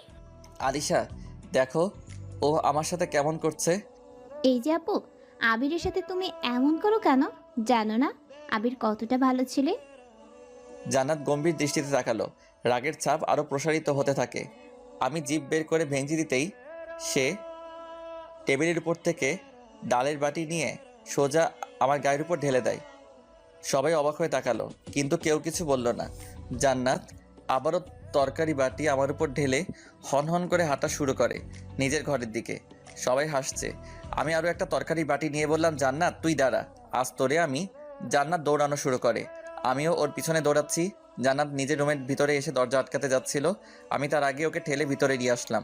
জান্নাত পেছাতে থাকে, আমার দিকে তাকিয়ে বলে, আবির থাম, এক্ষুনি বের হ রুম থেকে প্লিজ, এত রাতে আমি গোসল করতে পারবো না। কে শোনে কার কথা? আমি জান্নাতের দিকে অগ্রসর হচ্ছি। জান্নাত বিছানার একদম কাছে যে দাঁড়িয়েছি, আরেকটু গেলে সে বিছানার উপর ধপ করে পড়বে। আমি তবুও থামছি না। আমাকে হিট করে তুমি বেঁচে যাবা? তা হবে না গো। প্লিজ থাম, আমি ইচ্ছে করে। জান্নাত কথা শেষ করতে পারিনি। আমি ওর একদম কাছে এসে ওর দিকে একটু ঝুঁকে তরকারি ঢালতে যাচ্ছিলাম, তখনই সে বিছানার উপর হুড়মুড় করে পড়ল। ওর পায়ের সাথে আমার পা লাগতেই ঝুঁকে থাকার কারণে ওর উপরেই পড়লাম। তরকারির বাটি ফ্লোরে পড়ে যায়। ঘটনাটা এতটাই দ্রুত হয় যে কিছু বোঝার আগে জান্নাতের উপর পড়তেই ওর ঠোঁটের সাথে আমার ঠোঁট লেগে যায়। আকস্মিক চুমু হয়ে যাবে বুঝতেই পারিনি। কয়েক সেকেন্ড ঠোঁটের সাথে এভাবে ঠোঁট লাগিয়ে শুয়ে থাকি। তারপর জান্নাত ধাক্কা দিয়ে সরিয়ে উঠে দাঁড়িয়ে বলল, তো তুই এখান থেকে যা। সরি, আমি ইচ্ছে করে এমন করিনি। আম্মুকে বলিস না। তুই যা এখান থেকে। আমি ইচ্ছে করে। তুই যাবি নাকি আমি চিৎকার করব? দেখ কেমন লাগে, আমাকে পচালে এমন হবেই। জান্নাত আমাকে ঠেলে বাইরে পাঠিয়ে দেয়। ভয়ও করছে যদি আম্মুকে সব কিছু বলে দেয়, কারণ প্রথমবার এমন কিছুর জন্যই আমি বাড়ি ছাড়ি। এবার মনে হচ্ছে দেশ ছাড়া লাগবে। ভয়ে ভয়ে নিজের রুমে আসলাম। গোসল শেষ করে বিছানায় আসি। জান্নাত কি করছে? বাড়ির কাউকে কিছু বলে দেবে না তো? ভয়ও হচ্ছে। দূর, আমি কি ইচ্ছে করে এসব করেছি নাকি? কিন্তু আমার কথা কেউ শুনবে না। তবে জান্নাত আজ কোনো রিয়াক্ট করেনি কেন? আমাকে রুম থেকে পাঠানোর কথাগুলো ছিল লজ্জা মাখা। বিষয়টা না আমি বুঝলাম না।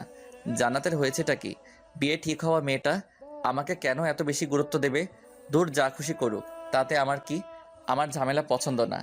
কথাগুলো ভাবতে ভাবতে কখন যে ঘুমিয়ে পড়েছি জানি না। সারাদিন ক্লান্ত ছিলাম। সাইকেলিং করে ক্লান্তিতে ঘুম আসাটাই স্বাভাবিক।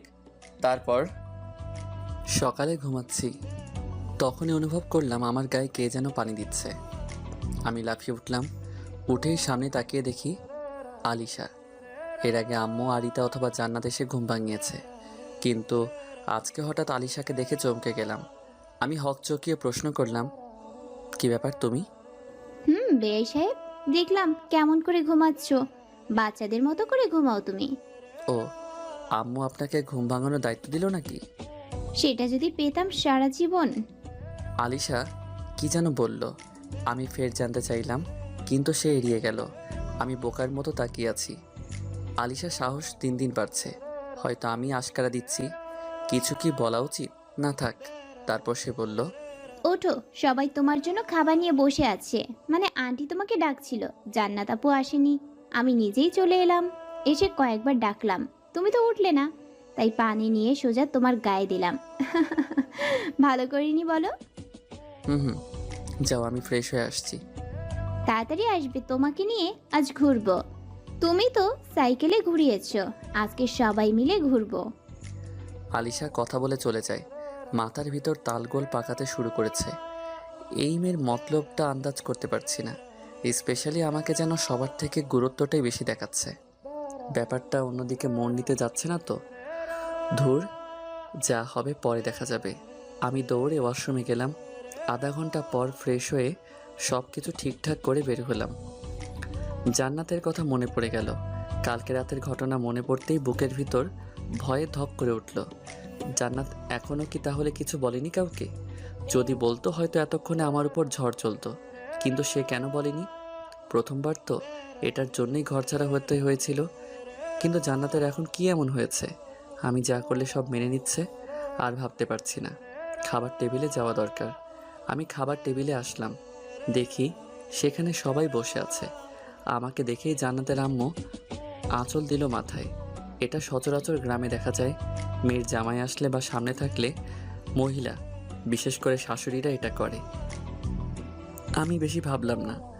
আপাতত যা হচ্ছে সব কিছু মাথার উপর দিয়ে যাচ্ছে। আমি জান্নাতের দিকে তাকালাম, দেখি ও মুচকি হাসছে। কালকের ঘটনা তাহলে কাউকে কিছু বলেনি? কিন্তু যে মেয়ে আমাকে এত অপমান করেছিল তার সাথে আমি জড়াতে যাচ্ছি নাকি? না না, এটা হতে দেওয়া যাবে না। আমি একা থাকতে পারি এখন। আমার রাগটা যেন হঠাৎ করে খুব বেড়ে গেল। তাই জান্নাতের দেখিয়ে সোজা যে আলিশার পাশে বসলাম। আম্মু অবাক হয়ে তাকালেও জান্নাতের চেহারাতে বেশ বড় রকমের হতবিম্বের ছাপ লেগে আছে। এটারই তো দরকার ছিল। কিন্তু আমি ঠিক করছি, ধুর, এত কিছু ভাবতে হবে না। পৈশাচিক এক আনন্দ মনের মধ্যে নেড়ে উঠল। আমি আলিশার দিকে তাকাচ্ছি বেশি করে, আর চোখে জান্নাতের দিকেও তাকাচ্ছি। সে যে রাগে ফুঁসছে তা বেশ বুঝতে পারছি। তার মানে কি জান্নাত আমায় ভালোবাসে? তাহলে বলছে না কেন? যদি বাসে তবে আজ একটা পরীক্ষা নেওয়া যাক, যার ভিকটিম হবে আলিশা। তবে জান্নাতকে ছোটোখাটো পরীক্ষা নিতেই হবে। খাবার খাওয়া শেষ, আমরা ছোটরা সবাই সোফাতে বসে আছি। আলিশা সামনের সোফাতে বসে আমার দিকে তাকিয়ে জোরে বলল, আবির চলো না, আজ আমরা কোথাও ঘুরতে যাই। কোথায়? তুমি যেখানে নিয়ে যাবে। তুমি, আমি, জান্নাত, জিসান, আরিতা, সিমরান সবাই যাব। ছোটখাটো একটা পিকনিকও করি, চলো না। সাথে শিহাব ভাইয়া আর আমার বোন মৌলি যাবে। তাহলে বেশ জমবে। এক কথায় পুরো গ্যাং নিয়ে চলো, পিকনিক সহ ঘুরে আসি আশেপাশের কোথাও। বাড়ির সবাই তো জোরে চিৎকার করে আলিশার প্রস্তাবে সম্মতি জানালো।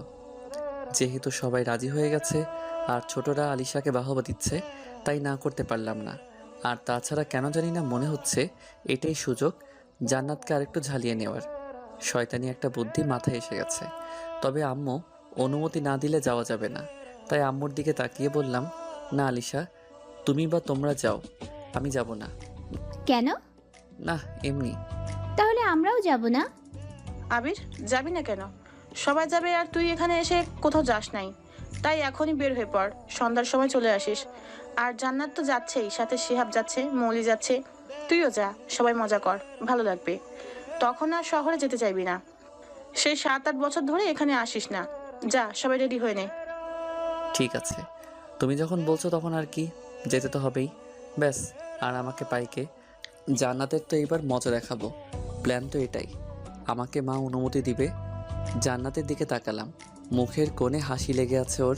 হয়তো ভাবছে আমার সাথে একটু আলাদা সময় পার করতে পারবে। মনে মনে বললাম, হেসে নাও, আমরা ঘুরতে না, তোমাকে কষ্ট দিতেই যাচ্ছি। বোঝাবো ভালোবাসা কাকে বলে। আমিও মুচকি হাসলাম। সবাই একসাথে ইয়াহু বলে লাফিয়ে উঠল। আমি সেখান থেকে রুমে এসে গোছাতে লাগলাম। প্রয়োজনীয় কিছু জিনিস সাথে নিতে হবে। 2টা গাড়িতে করে যাচ্ছি। পিছনেরটা শিহাব ভাইয়া আর মৌলি ভাবি। যেহেতু নতুন বিয়ে করেছে তাই ওনাদের জন্য একটা প্রাইভেট আর আমাদের জন্য মাইক্রোবাস। তার মধ্যে আমি, আলিশা, জান্নাত, জিসান, আরিতা, সিমরান, সৌরভ। সৌরভ হলো আমাদের বাড়ির দারোয়ান রহিম চাচার ছেলে। আমার থেকে 1 বছরের ছোট, তবে তাকে বাড়ির সবাই ছেলে হিসেবেই দেখে, তাই ওকেও সাথে নিলাম। আর ও গাড়ি চালাচ্ছে। গাড়িতে ওঠার আগে আরিতা এসে বলেছিল, ভাইয়া, জান্নাতাপুর পাশে বসবি কিন্তু। কেন রে? যা বললাম তাই করবি, নাহলে আম্মুকে বলে দিব তুই আমাকে মেরেছিস। ওই, তোকে কখন মারলাম রে? সেটা তো আমি আর তুই জানি, কিন্তু আম্মু তো আর জানে না। আর শুধু এতটুকু বললে তো আম্মু বিশ্বাস করবে। আরও অনেক কিছু বলতে হবে। আমি কিন্তু জানি তুই আর জান্নাতাপু কাল রাতে রুমে বিছানায় একসাথে পড়ে যে কি। ওই থাম থাম, বসবো আমি। সুযোগ পাই তোরে কান টেনে লম্বা করব। আহা বুদ্ধু ভাইয়াটা, যাও ভাবির পাশে বসো। চুপ। অজ্ঞতা জান্নাতের পাশে বসতে হয়েছে আমার। ঠিক তখনই দৌড়ে আলিশা এসে আমার পাশে বসলো। আমি মনে মনে পৈশাচিক এক হাসি দিলাম, কারণ এখন থেকেই তো শুরু করব। জানালার পাশে জান্নাত, আমি ওর বাম পাশে, আমার বাম পাশে আলিশা, মানে এক কথায় দুইজন দুই পাশে, আর আমি মাঝখানে। গাড়ি চলছে আস্তে আস্তে, বেশ ভালোই লাগছে।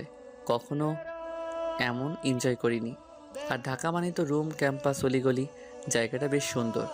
বাড়ি থেকে 20 কিলোমিটার দূরে একটি জঙ্গল আছে। সেখানে জঙ্গলের পাশে একটি বিশাল সরোবর, যেটাকে পদ্ম লেক বলা যায়, কারণ সেই লেকে পানি কম দেখা যায়, খালি পদ্ম ফুল আর তার গাছে ভর্তি হয়ে থাকে। আশেপাশে পিকনিক করার মতো জায়গাও আছে। ছোটবেলায় মাঝে মাঝে আসতাম এখানে। পদ্ম লেকের পাশে আরও একটি ছোট পুকুর আছে। আশেপাশে সুন্দর সুন্দর গাছ, রঙিন মাছও আছে। আর তাছাড়া জঙ্গলটা নিরাপদ। পুকুরের পাড়ে সাইনবোর্ড লেখা, মাছ ধরা নিষেধ। আমি জান্নাতের পাশে বসে আছি। জান্নাত জানালার পাশে, তার পাশে আমি, আর আমার পাশে আলিশা। জান্নাত কেমন করে যেন তাকাচ্ছে, কারণ আলিশা খুব ঝাপটে বসে আছে। আলিশার পাশে আরিতা, সেও কেমন দৃষ্টি নিয়ে তাকাচ্ছে। তার মানে আমার ধারণা সত্যি, জান্নাত আমাকে ভালোবাসে। খেলা তো এইবারই শুরু করব। জান্নাত আমার দিকে তাকিয়ে আছে। তখনই আমি আলিশার হাত ধরলাম। জান্নাত চোখ বড় বড় করে তাকাচ্ছে, মজা পাচ্ছি। তখনই আলিশাকে বললাম, আলিশা, তোমার কোনো বয়ফ্রেন্ড আছে? না, কেন বলো তো? তাহলে তো তোমার হাত কেউ ধরেনি, তাই না? আজ তুমি এভাবে ধরলে। একটা কথা বলবো আবির? বলো। তোমার সাথে বেশ জমিয়ে ঘুরবো বলে আমি এই পিকনিকের ব্যবস্থা করেছি। আজ আমরা ওখানে যেয়ে ঘুরবো খুব। হ্যাঁ, আরে এটা তো দেখি শীত না আসতেই বরফ পড়ছে, মানে মেঘনা চাইতেই পানি। আমি ব্যাগ গ্লাসে জান্নাতের দিকে তাকালাম। দেখি চোখ বড় বড় করে আমার আর আলিশার হাতের দিকে তাকিয়ে আছে, রাগে লাল হয়ে আছে। তখনই লাফিয়ে উঠলাম। ডান পাশ থেকে জান্নাত আমার ডান হাতে জোরে চিমটি কাটলো। তার মানে এটা শাস্তি? দাঁড়াও, বোঝাচ্ছি মজা। আলিশা, আমারও না কদিন ধরে এমন ইচ্ছে করছে, কেন জানি না। তোমাকে নিয়ে ঘুরতে খুব ইচ্ছে হচ্ছিল, কিন্তু ভয়ে কিছু বলিনি। আজ সারাদিন ঘুরবো। তাই? ইস, কি মিল আমাদের। এই মেয়ে, সেদিন না তোমরা একসাথে সাইকেলে ঘুরলে? এত ঘোরাঘুরি কিসের? তো ও আমার সাথে ঘুরলে তাতে তোমার কি? আমি আবিরের সাথে ঘুরবো তো, তাই কি? জান্নাত চুপ হয়ে গেল। আমি মনে মনে হাসলাম। জান্নাত জেলাস ফিল করছে, কিন্তু তার তো আবার বিয়ে ঠিক। তাহলে আবার জেলাস ফিল করছে কেন? কি জানি, আবার বিয়ের আগে এসে জড়িয়ে ধরে ভালোবাসি বলে কিনা। তখনই শুনলাম জান্নাত বিড়বিড় করে বলল, আমাকে নিয়ে কখনো ঘুরতে চায় না, আর কোথাকার কোন মেয়েকে নিয়ে ঘুরবে? ইচ্ছে করছে হাতটা কেটে রাখি। ভাল লাগে না। আমি আরও হাসলাম। এই তো জান্নাত জেলাস হচ্ছে। আমি চাই জান্নাত এবার এসে ভালোবাসি বলুক। সে অবধি না হয় জান্নাতকে আগের দেওয়া কষ্টের জন্য একটু কষ্ট দিলাম। এটাকে বলে রিভেঞ্জ অফ নেচার। গাড়ি এসে পৌঁছালো জঙ্গলের কাছেই। তখনই সৌরভ জোরে ব্রেক কষলো।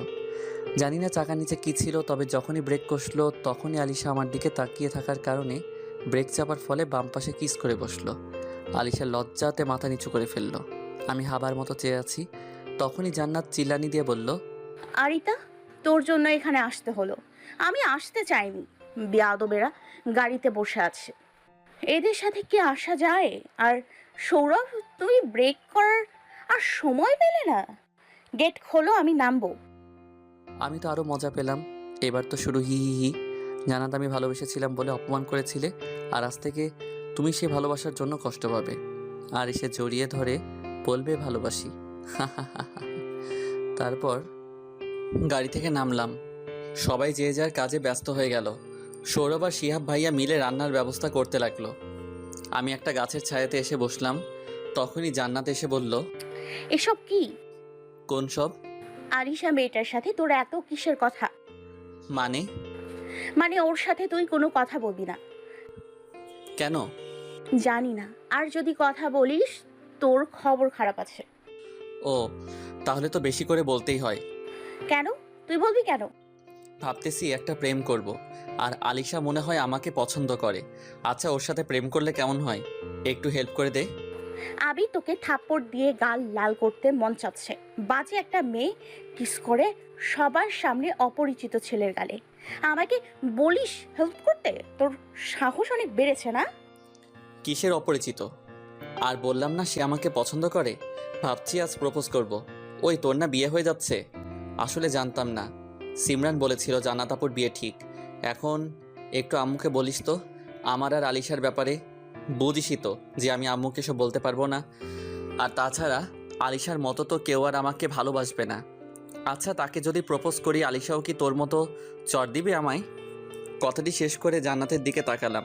কথাগুলো যে ওকে মিন করেই বলেছি সেটা ও বুঝতে পারেনি, তবে ওর মুখ দেখে মনে হচ্ছে প্রচণ্ড রাগ, অভিমান আর ভালোবাসা লুকিয়ে আছে। মনে হচ্ছে এখনই কেটে দিবে।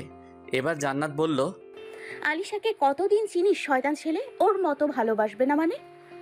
হ্যাঁ, মুখ দেখলেই বোঝা যায় প্লে গার্ল।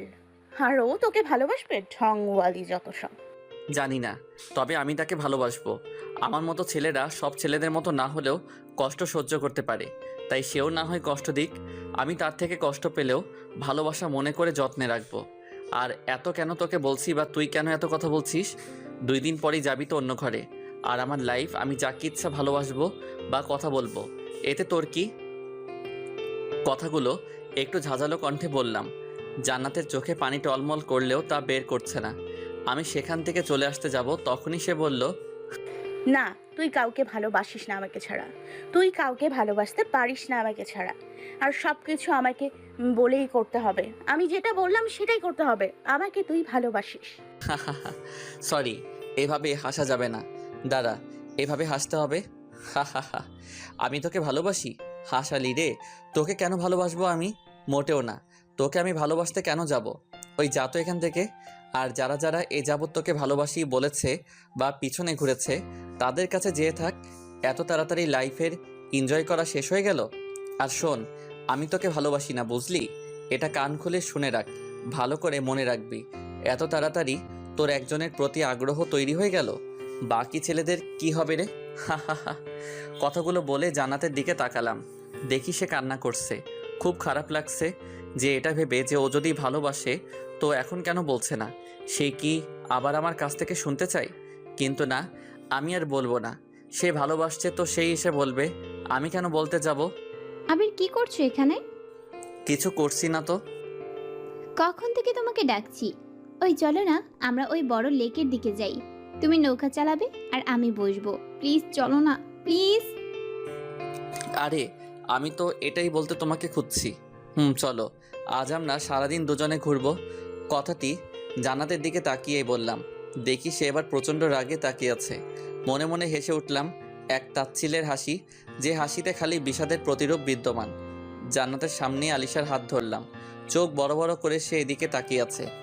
আলিশাকে হাত ধরে ওর সামনে দিয়ে নিয়ে আসলাম। দুজনে অনেকক্ষণ ঘোরাঘুরি করে 3টার সময় রান্নার এখানে আসলাম। এবার আলিশা আমার হাত ধরে আছে। সেখানে যেয়ে দেখলাম সবাই সারি সারি মাদুরের উপর বসে আছে। শিহাব ভাইয়া, মৌলি ভাবি, আরিতা, জান্নাত, সিমরান, মাহিন, জিসান সবাই বসে আছে পরপর। আমরা যেতেই জান্নাত আর আরিতা তাকালো কেমন করে। সবাই খাবারের জন্য রেডি। আমরা যেতেই মৌলি ভাবি বলল, এই তোমরা কোথায় ছিলে? আপু, আমরা একটু ঘুরতেছিলাম। ওনাদের তো খালি ঘোরাঘুরি। ভাবি, ওই একটু লেকের ওই পাড়ের দিকে ছিলাম। এই দেখো না, ওদের দুজনে কত মানিয়েছে। মৌলি ভাবি শিহাব ভাইয়াকে ডেকে কথাটি বলল। আমি শুনে তো অবাক। তার মানে পানি অন্যদিকে গড়াচ্ছে। হায় হায়, না না, এটা হতে পারে না। তবে কথাটি শুনতেই জান্নাতের দিকে তাকালাম। দেখি মুখটা শুকনো করে চেয়ে আছে। সাথে আরিতাও বেশ অবাক। মৌলি ভাবি, শিহাব ভাইয়া আর আলিশা 3জনই হাসছে। আর এদিকে আমার হাত কাঁপছে। মেজো আম্মুকে বলতে হবে, বুঝেছো? দেখি বলে। উফ, তোমরা থামো তো। এই ভাইয়া, তোকে আজ হবে বাসায় যেয়ে নি, আম্মুকে বলে দিব। আরে না না, ওদের দেখছিস না কত সুন্দর মানিয়েছে আরিতা। থাকতে দে, বেশ লাগছে। চুপ সবাই। সৌরভ, খেতে দাও তো। সবাই বসে গেল। আমি আর সৌরভ কেবল সবাইকে খাবার পরিবেশন করতে ব্যস্ত হয়ে গেলাম। খাসির মাংস আর পোলাও একে একে সবাইকে বেড়ে দিতেই জান্নাতের কাছে এসে দাঁড়ালাম। জান্নাত আমার দিকে তাকালো, আমিও ওর দিকে তাকালাম। দুজনের মুখে কোনো কথা নেই, আশেপাশে কে কি বলছে তার দিকে কোনো লক্ষ্য নেই। জান্নাত আমার দিকে এক দৃষ্টিতে চেয়ে আছে, ওর চোখের ভাষা পড়ার চেষ্টাতে আমি ব্যস্ত। ওর প্লেটে খাবার বাড়ার কোনো নাম নেই। তখনই জান্নাত বলল, খুব কষ্ট দিতে শিখেছিস। কষ্ট যে আগে থেকে পেয়েছি, তারপর তো শিখেছি। ভালোবাসতে পারিস না? কেউ তো ভালোবাসে না আমাকে, আর চাই না কারো ভালো লাগা আমার জন্য নষ্ট হোক। কে বলেছে বাসে না? কোনো একদিন যাকে বলেছিলাম ভালোবাসি, সেই তো ফিরিয়ে দিয়েছিল। আর একবার কি বলতে পারিস না? ভয় করে সে আবার ফিরিয়ে দেয় যদি। না, সে দেবে না। সে তো বাসে না। কে বললো তোকে বাসে না? তাহলে সে কেন এসে বলে না ভালোবাসি? হয়তো সে শুনতে চায়। দুজনেই আবার চুপ হয়ে গেলাম। জান্নাত তাকিয়ে আছে আমার দিকে পলকহীন, আমিও চেয়ে আছি তার দিকে। তখনই আরিতা জান্নাতকে ধাক্কা দিয়ে বলল, বাপ রে বাপ, সেই থেকে তাকাচ্ছি কিন্তু কারো কোনো সাড়া নেই। এই ভাইয়া, মাংস দে, কখন থেকে বসে আছি। দুজনেই লাফিয়ে উঠলাম। সবাইকে খাবার বেড়ে দিয়ে আলিশার সামনে গেলাম। আলিশা আমার দিকে তাকিয়ে হাসলো, আমিও হাসলাম। তখনই সে বলল, আপুরা কি বলছিল শুনেছো? কি বলছিল? এমা, তুমি শোনোনি? না। আচ্ছা হা করো, তোমাকে খাইয়ে দেই। না না। প্লিজ, আমার অনুরোধ রাখবে না তুমি? মানে? কোনো মানে নেই, যদি না খাও আমিও আর খাবো না বলে দিলাম। আচ্ছা খাবো না। তবু সে জোর করে গালে তুলে দিল। চিবাতে চিবাতে জান্নাতের দিকে তাকালাম, দেখি সে রাগী দৃষ্টিতে তাকিয়ে আছে। এটাই তো চাই, জান্নাত জ্বলে পড়ে কাঠ হোক, তবেই তো সে বুঝবে ভালোবাসা কি। পিকনিক শেষ করে বাড়ির দিকে রওনা দিলাম। আবারও সেভাবে বসতে হয়েছে। জান্নাত কোনো কথা বলছে না, খালি বাইরের দিকে তাকিয়ে আছে। আমিও বেশ চুপচাপ আছি। এদিকে আলিশা বকবক করেই যাচ্ছে। একসময় বাড়িতে এসে পৌঁছালাম, সব কিছুই স্বাভাবিক আছে, খালি জান্নাত মুখটা কালো করে আছে। সন্ধ্যা নেমে গেছে, আমি ছাদে দাঁড়িয়ে আছি। হালকা মৃদু বাতাস এসে সব কিছু কেমন মাতাল করে দিচ্ছে। আমি ছাদের রেলিং ধরে দাঁড়িয়ে আছি। তখনই দেখলাম কেউ একজন আসছে। সেই দিকে তাকাতেই দেখি আলিশা। আবির, তোমাকে সেই কখন থেকে খুঁজছি। কেন? তোমাকে কিছু কথা বলার আছে। বলো। জানি না তুমি কিছু মনে করবে কিনা, আর তাছাড়া একটা মেয়ে হয়ে যে বলছি, কেমন লজ্জারও ব্যাপার আছে। বলো আগে।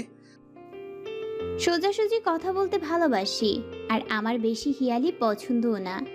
তোমাকে আমি ভালোবাসি, আমার মাঝে তোমার আবির্ভাব ঘটেছে। আমি তোমাকে সর্বদা স্মরণ করি। এটা ভালো লাগা নয়, ভালো লাগার যে বয়স থাকা দরকার সেটা পার করে এসেছি। ভালোবাসি খুব বেশি। কথাগুলো শুনে আমি চমকে উঠলাম। যে ভয়টা পাচ্ছিলাম সেটাই হলো। আমি ঠিক কি বলবো বুঝতে পারছি না, তবে ভদ্রতা দেখিয়ে আমি মুচকি হাসলাম। আলিশা আমার হাসি দেখে বলল, তুমি হাসছো কেন? আমার হাসিতে কোনো কারণ থাকে না, এমনি হাসি। ওহ, বাট আমার উত্তর? আচ্ছা তুমি আমাকে কতদিন ধরে চিনো? কেন 10 দিন হবে? ও, তাই এত তাড়াতাড়ি ভালোবেসে ফেললে তো তাই? কেন, কাউকে কি ভালোবাসতে 10 বছর লাগে? লাগে, কারণ তোমার মাঝে আমার প্রতি যে ভালোবাসা আছে সেটা ভালোবাসা না, এটা কেবল ভালো লাগার আকৃষ্টতা আর আবেগ প্রবণতা, যার প্রতিফলন থাকবে কয়েক মাস। একসময় তুমি এর থেকে বের হতে পারবে।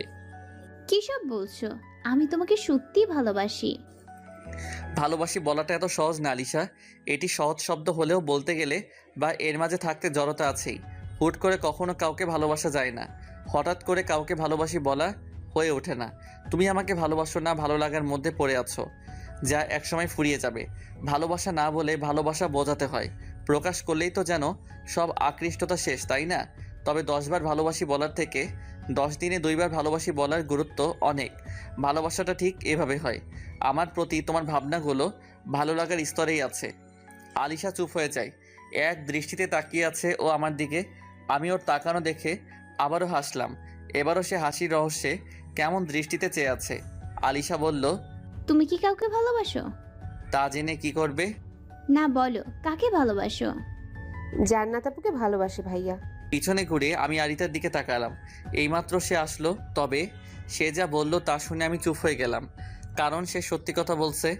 মানে জান্নাতে তো বিয়ে কদিন পর পরই। তো তাহলে কিভাবে বিয়ে ঠিক হওয়া মেয়েকে আবির ভালোবাসে? জান্নাত আপুর তো ভাইয়ার সাথেই বিয়ে হবে, আর এটা সবাই জানে, খালি ভাইয়াকে জানানো হয়নি। আমি ওর কথা শুনে চমকে উঠলাম।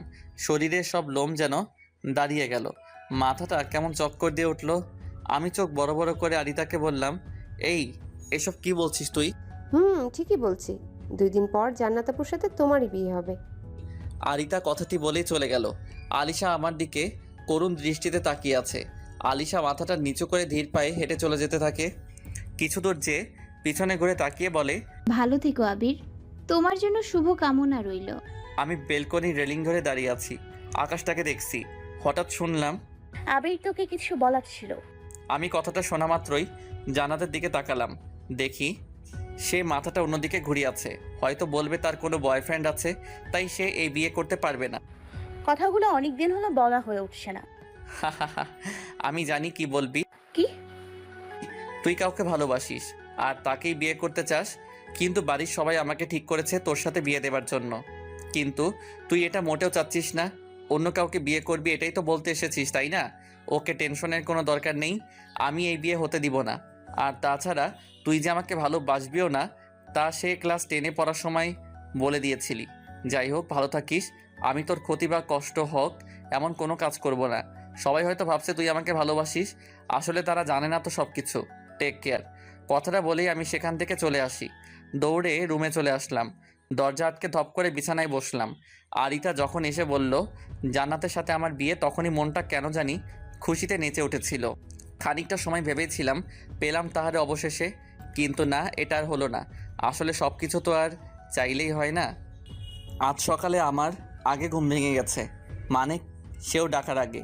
বেডে বসে জান্নাতের কথা ভাবছি, তখনই আরিতা রুমে ঢুকলো। কিরে ভাইয়া, আজ তুই উঠে বসে আছিস একাই? আমাকে ডাকার আগেই উঠে পড়লি? বাহ, বেশ ভালো। এখন তাড়াতাড়ি ফ্রেশ হয়ে নে, তারপর বিয়ে শপিংয়ে যেতে হবে। যা, ফ্রেশ হয়ে আসছি। আরিতা খুশি খুশি মুখে চলে গেল। আমি একটু পর খাবার টেবিলে গেলাম, সবাই বসে আছে। আমাকে আম্মু দেখা মাত্রই বলল, কিরে তোকে এমন লাগছে কেন? রাতে ঘুমাস নাই? আমি আম্মুর দিকে তাকালাম। আমি সত্যি রাতে ঘুমাইনি, কিন্তু আম্মু সেটা বুঝে গেল। এটাই কি আম্মুদের ভালোবাসা? সন্তান যা করবে তার ভুল কিংবা ভালো অনায়াসে বুঝতে পারা। কথা বলছিস না কেন? আম্মুর কথা শুনে চেয়ারটাতে হাসি হাসি ভাব আনলাম। সবার দিকে তাকালাম একবার। সবাই খেতে ব্যস্ত, কিন্তু আম্মু, আরিতা, জান্নাত আমার দিকে চেয়ে আছে। আমি জোরে একটা নিঃশ্বাস নিলাম। হুট করে আম্মুর দিকে তাকিয়ে বললাম, আম্মু, আরিতার কাছ থেকে শুনলাম জান্নাতের সাথে আমার বিয়ে, কিন্তু আমি এই বিয়ে করতে পারবো না। কথাটি বলার সাথে সাথে সবারই খাওয়া অফ হয়ে গেল। সবাই বড় বড় চোখে আমার দিকে তাকিয়ে আছে। আম্মু তো আরও অবাক দৃষ্টিতে তাকিয়ে আছে। অবাক হওয়ার কিছু নেই। আমি জান্নাতকে বিয়ে করব না, তার কারণ জান্নাত আমাকে ভালোবাসে না, আর আমিও জান্নাতকে ভালোবাসি না। এখন বুঝতেই পারছো, দুজনের বিয়ে দিলে কেউ হ্যাপি হব না। হয়তো সে অন্য কাউকে ভালোবাসে, আর বড় কথা আমি ঢাকাতে একটি মেয়েকে ভালোবাসি। তাই জান্নাতকে বিয়ে করা আমার পক্ষে সম্ভব না। আর শুনে দেখো, জান্নাত তো হয়তো কোনো একটি ছেলেকে ভালোবাসে, তোমাদের ভয়ে সে হয়তো বা বলতে পারছে না, তাই না জান্নাত? কথাগুলো তাড়াতাড়ি বললাম। আম্মু আমার দিকে রাগী দৃষ্টিতে তাকিয়ে আছে। সবাই বেশ অবাক হয়েছে। জান্নাতের আব্বু বলল, এইসবের মানে কি ভাবি? সব আত্মীয়দের ইনভাইট করা শেষ, আর গ্রামের সবাই জানে জান্নাত আর আবিরের বিয়ে। এখন যদি বিয়ে না হয় তো মান সম্মান সব শেষ। কেন এমন করলেন বলেন? এই যে আঙ্কেল, আম্মু এমন করলো মানে কি? বিয়ের ব্যাপারে আমাকে আগে কেন জানাননি? যদি বলতেন তো এটা আগেই বলতাম। বাবু, তুমি না জান্নাতকে ছোট থাকতেই ভালোবাসতে? মনে আছে তাহলে সেসব? বাসতাম, কিন্তু তারপর কি হয়েছিল? ভালোবাসার দায়ে আমার 2 গালে 4টা কোষে চড় পড়েছিল। আম্মুকে আপনাদের দেয়া অপমান সহ্য করতে হয়েছিল, জান্নাতের দেয়া অপমানগুলো আমি সহ্য করেছি। আর শেষমেশ আমি চলে যাই ঢাকাতে, সব মায়া ছেড়ে, তাই না? মাথায় প্রচুর রাগ উঠে গেছে, তাই রাগে কি যা তা বললাম কে জানে। নিজেকে আর থামাতে পারছি না, কন্ট্রোলের বাহিরে চলে এসেছি। তখনই শুনলাম, জম্মু, আবির তো জান্নাতকে বিয়ে করবে না বলেছে তো। আমাদের আলিশা আবিরকে ভালোবাসে। যদি... কথাটি শুনে মাথায় আরও রাগ চড়ে গেল। আম্মু কিছু বলতে যাবে, তার আগে আমি বেশ জোরে গলাতে বললাম, আপনার কি কানের কোনো সমস্যা আছে? একটু আগে বললাম না যে আমি ঢাকাতে একটা মেয়েকে ভালোবাসি, আর বিয়ে করলে তাকেই করব, বুঝেছেন? আর আমাকে কি পেয়েছেন? যখন ভালোবাসছি তখন অপমান সহ্য করতে হয়েছে, না জানিয়ে সবাই সব কিছু ঠিকঠাক করছেন। মানে কি ভাবছেন আপনারা? অপমান করার পর বিয়ে? বাহ, কি এমন করেছিলাম? ভালোবাসি জানিয়েছিলাম আমি। কথাগুলো জোরে বললাম, সবাই আরও যেন চুপ হয়ে গেল। আম্মু তো বেশ অবাক চাহনি দিয়ে চেয়ে আছে আমার দিকে, কারণ আজই প্রথমবার আমি আম্মুর সামনে এত জোরে আর রেগে কথা বলছি, আর সেটা আম্মুর বিপক্ষে এসে। আম্মু ভালো থেকো, আমি আজই এখন চলে যাচ্ছি ঢাকাতে, আর জান্নাতকে তার সাথে বিয়ে দাও যাকে সে ভালোবাসে। সরি আম্মু তোমার সামনে রাগীভাবে কথা বলার জন্য। সরি জান্নাত, অ্যান্ড সরি সবাইকে, ভালো থাকবেন। কথাগুলো বলে আমি আর সেখানে দাঁড়ালাম না।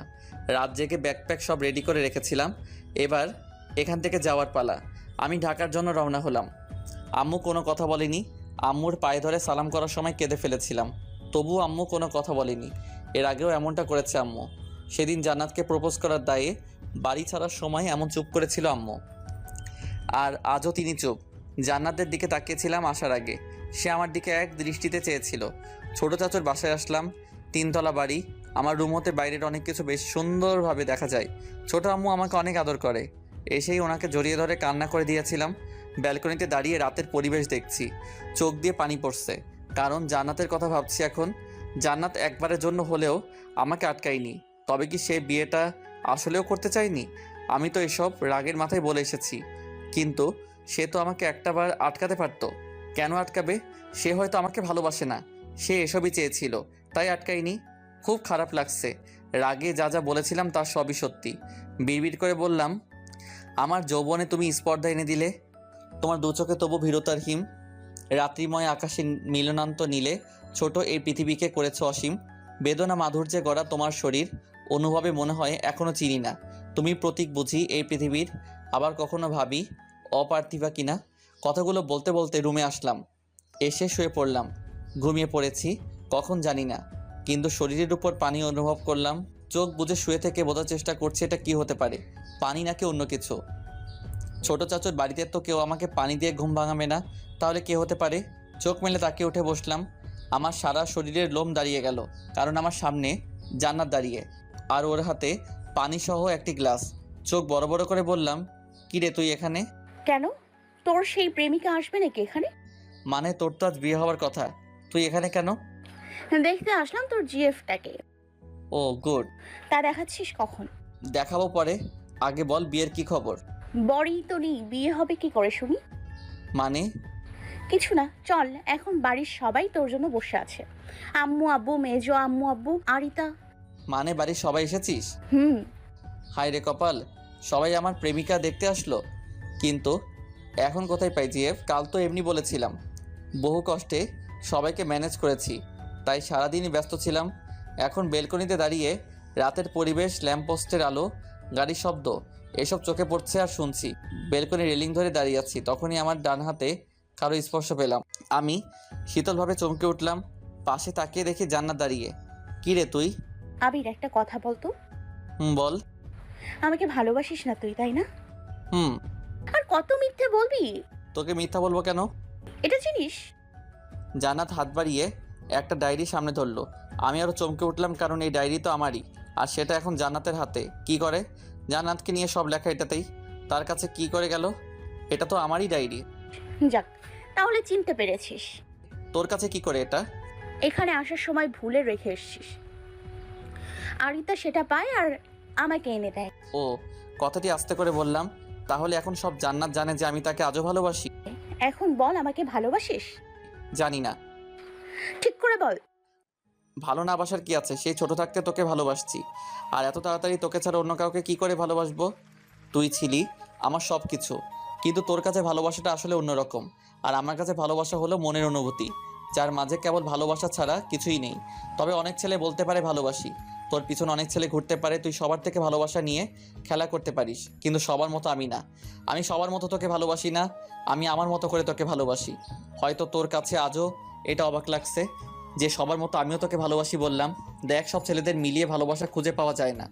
তোর এনজয় করার সময় এখনও চলে যায়নি। তুই সবার ভালোবাসা নিয়ে খেলতে পারিস, কিন্তু আমাকে নিয়ে খেলিস না প্লিজ। তুই কালই চলে যাবি, কারণ তোকে দেখলে আমি নিজেকে সামলাতে পারি না। আবারও ভালোবেসে ফেলি, যা তুই চাস না। কথাগুলো বলে থামলাম। জান্নাত আমার দিকে তাকিয়ে আছে সেই থেকে।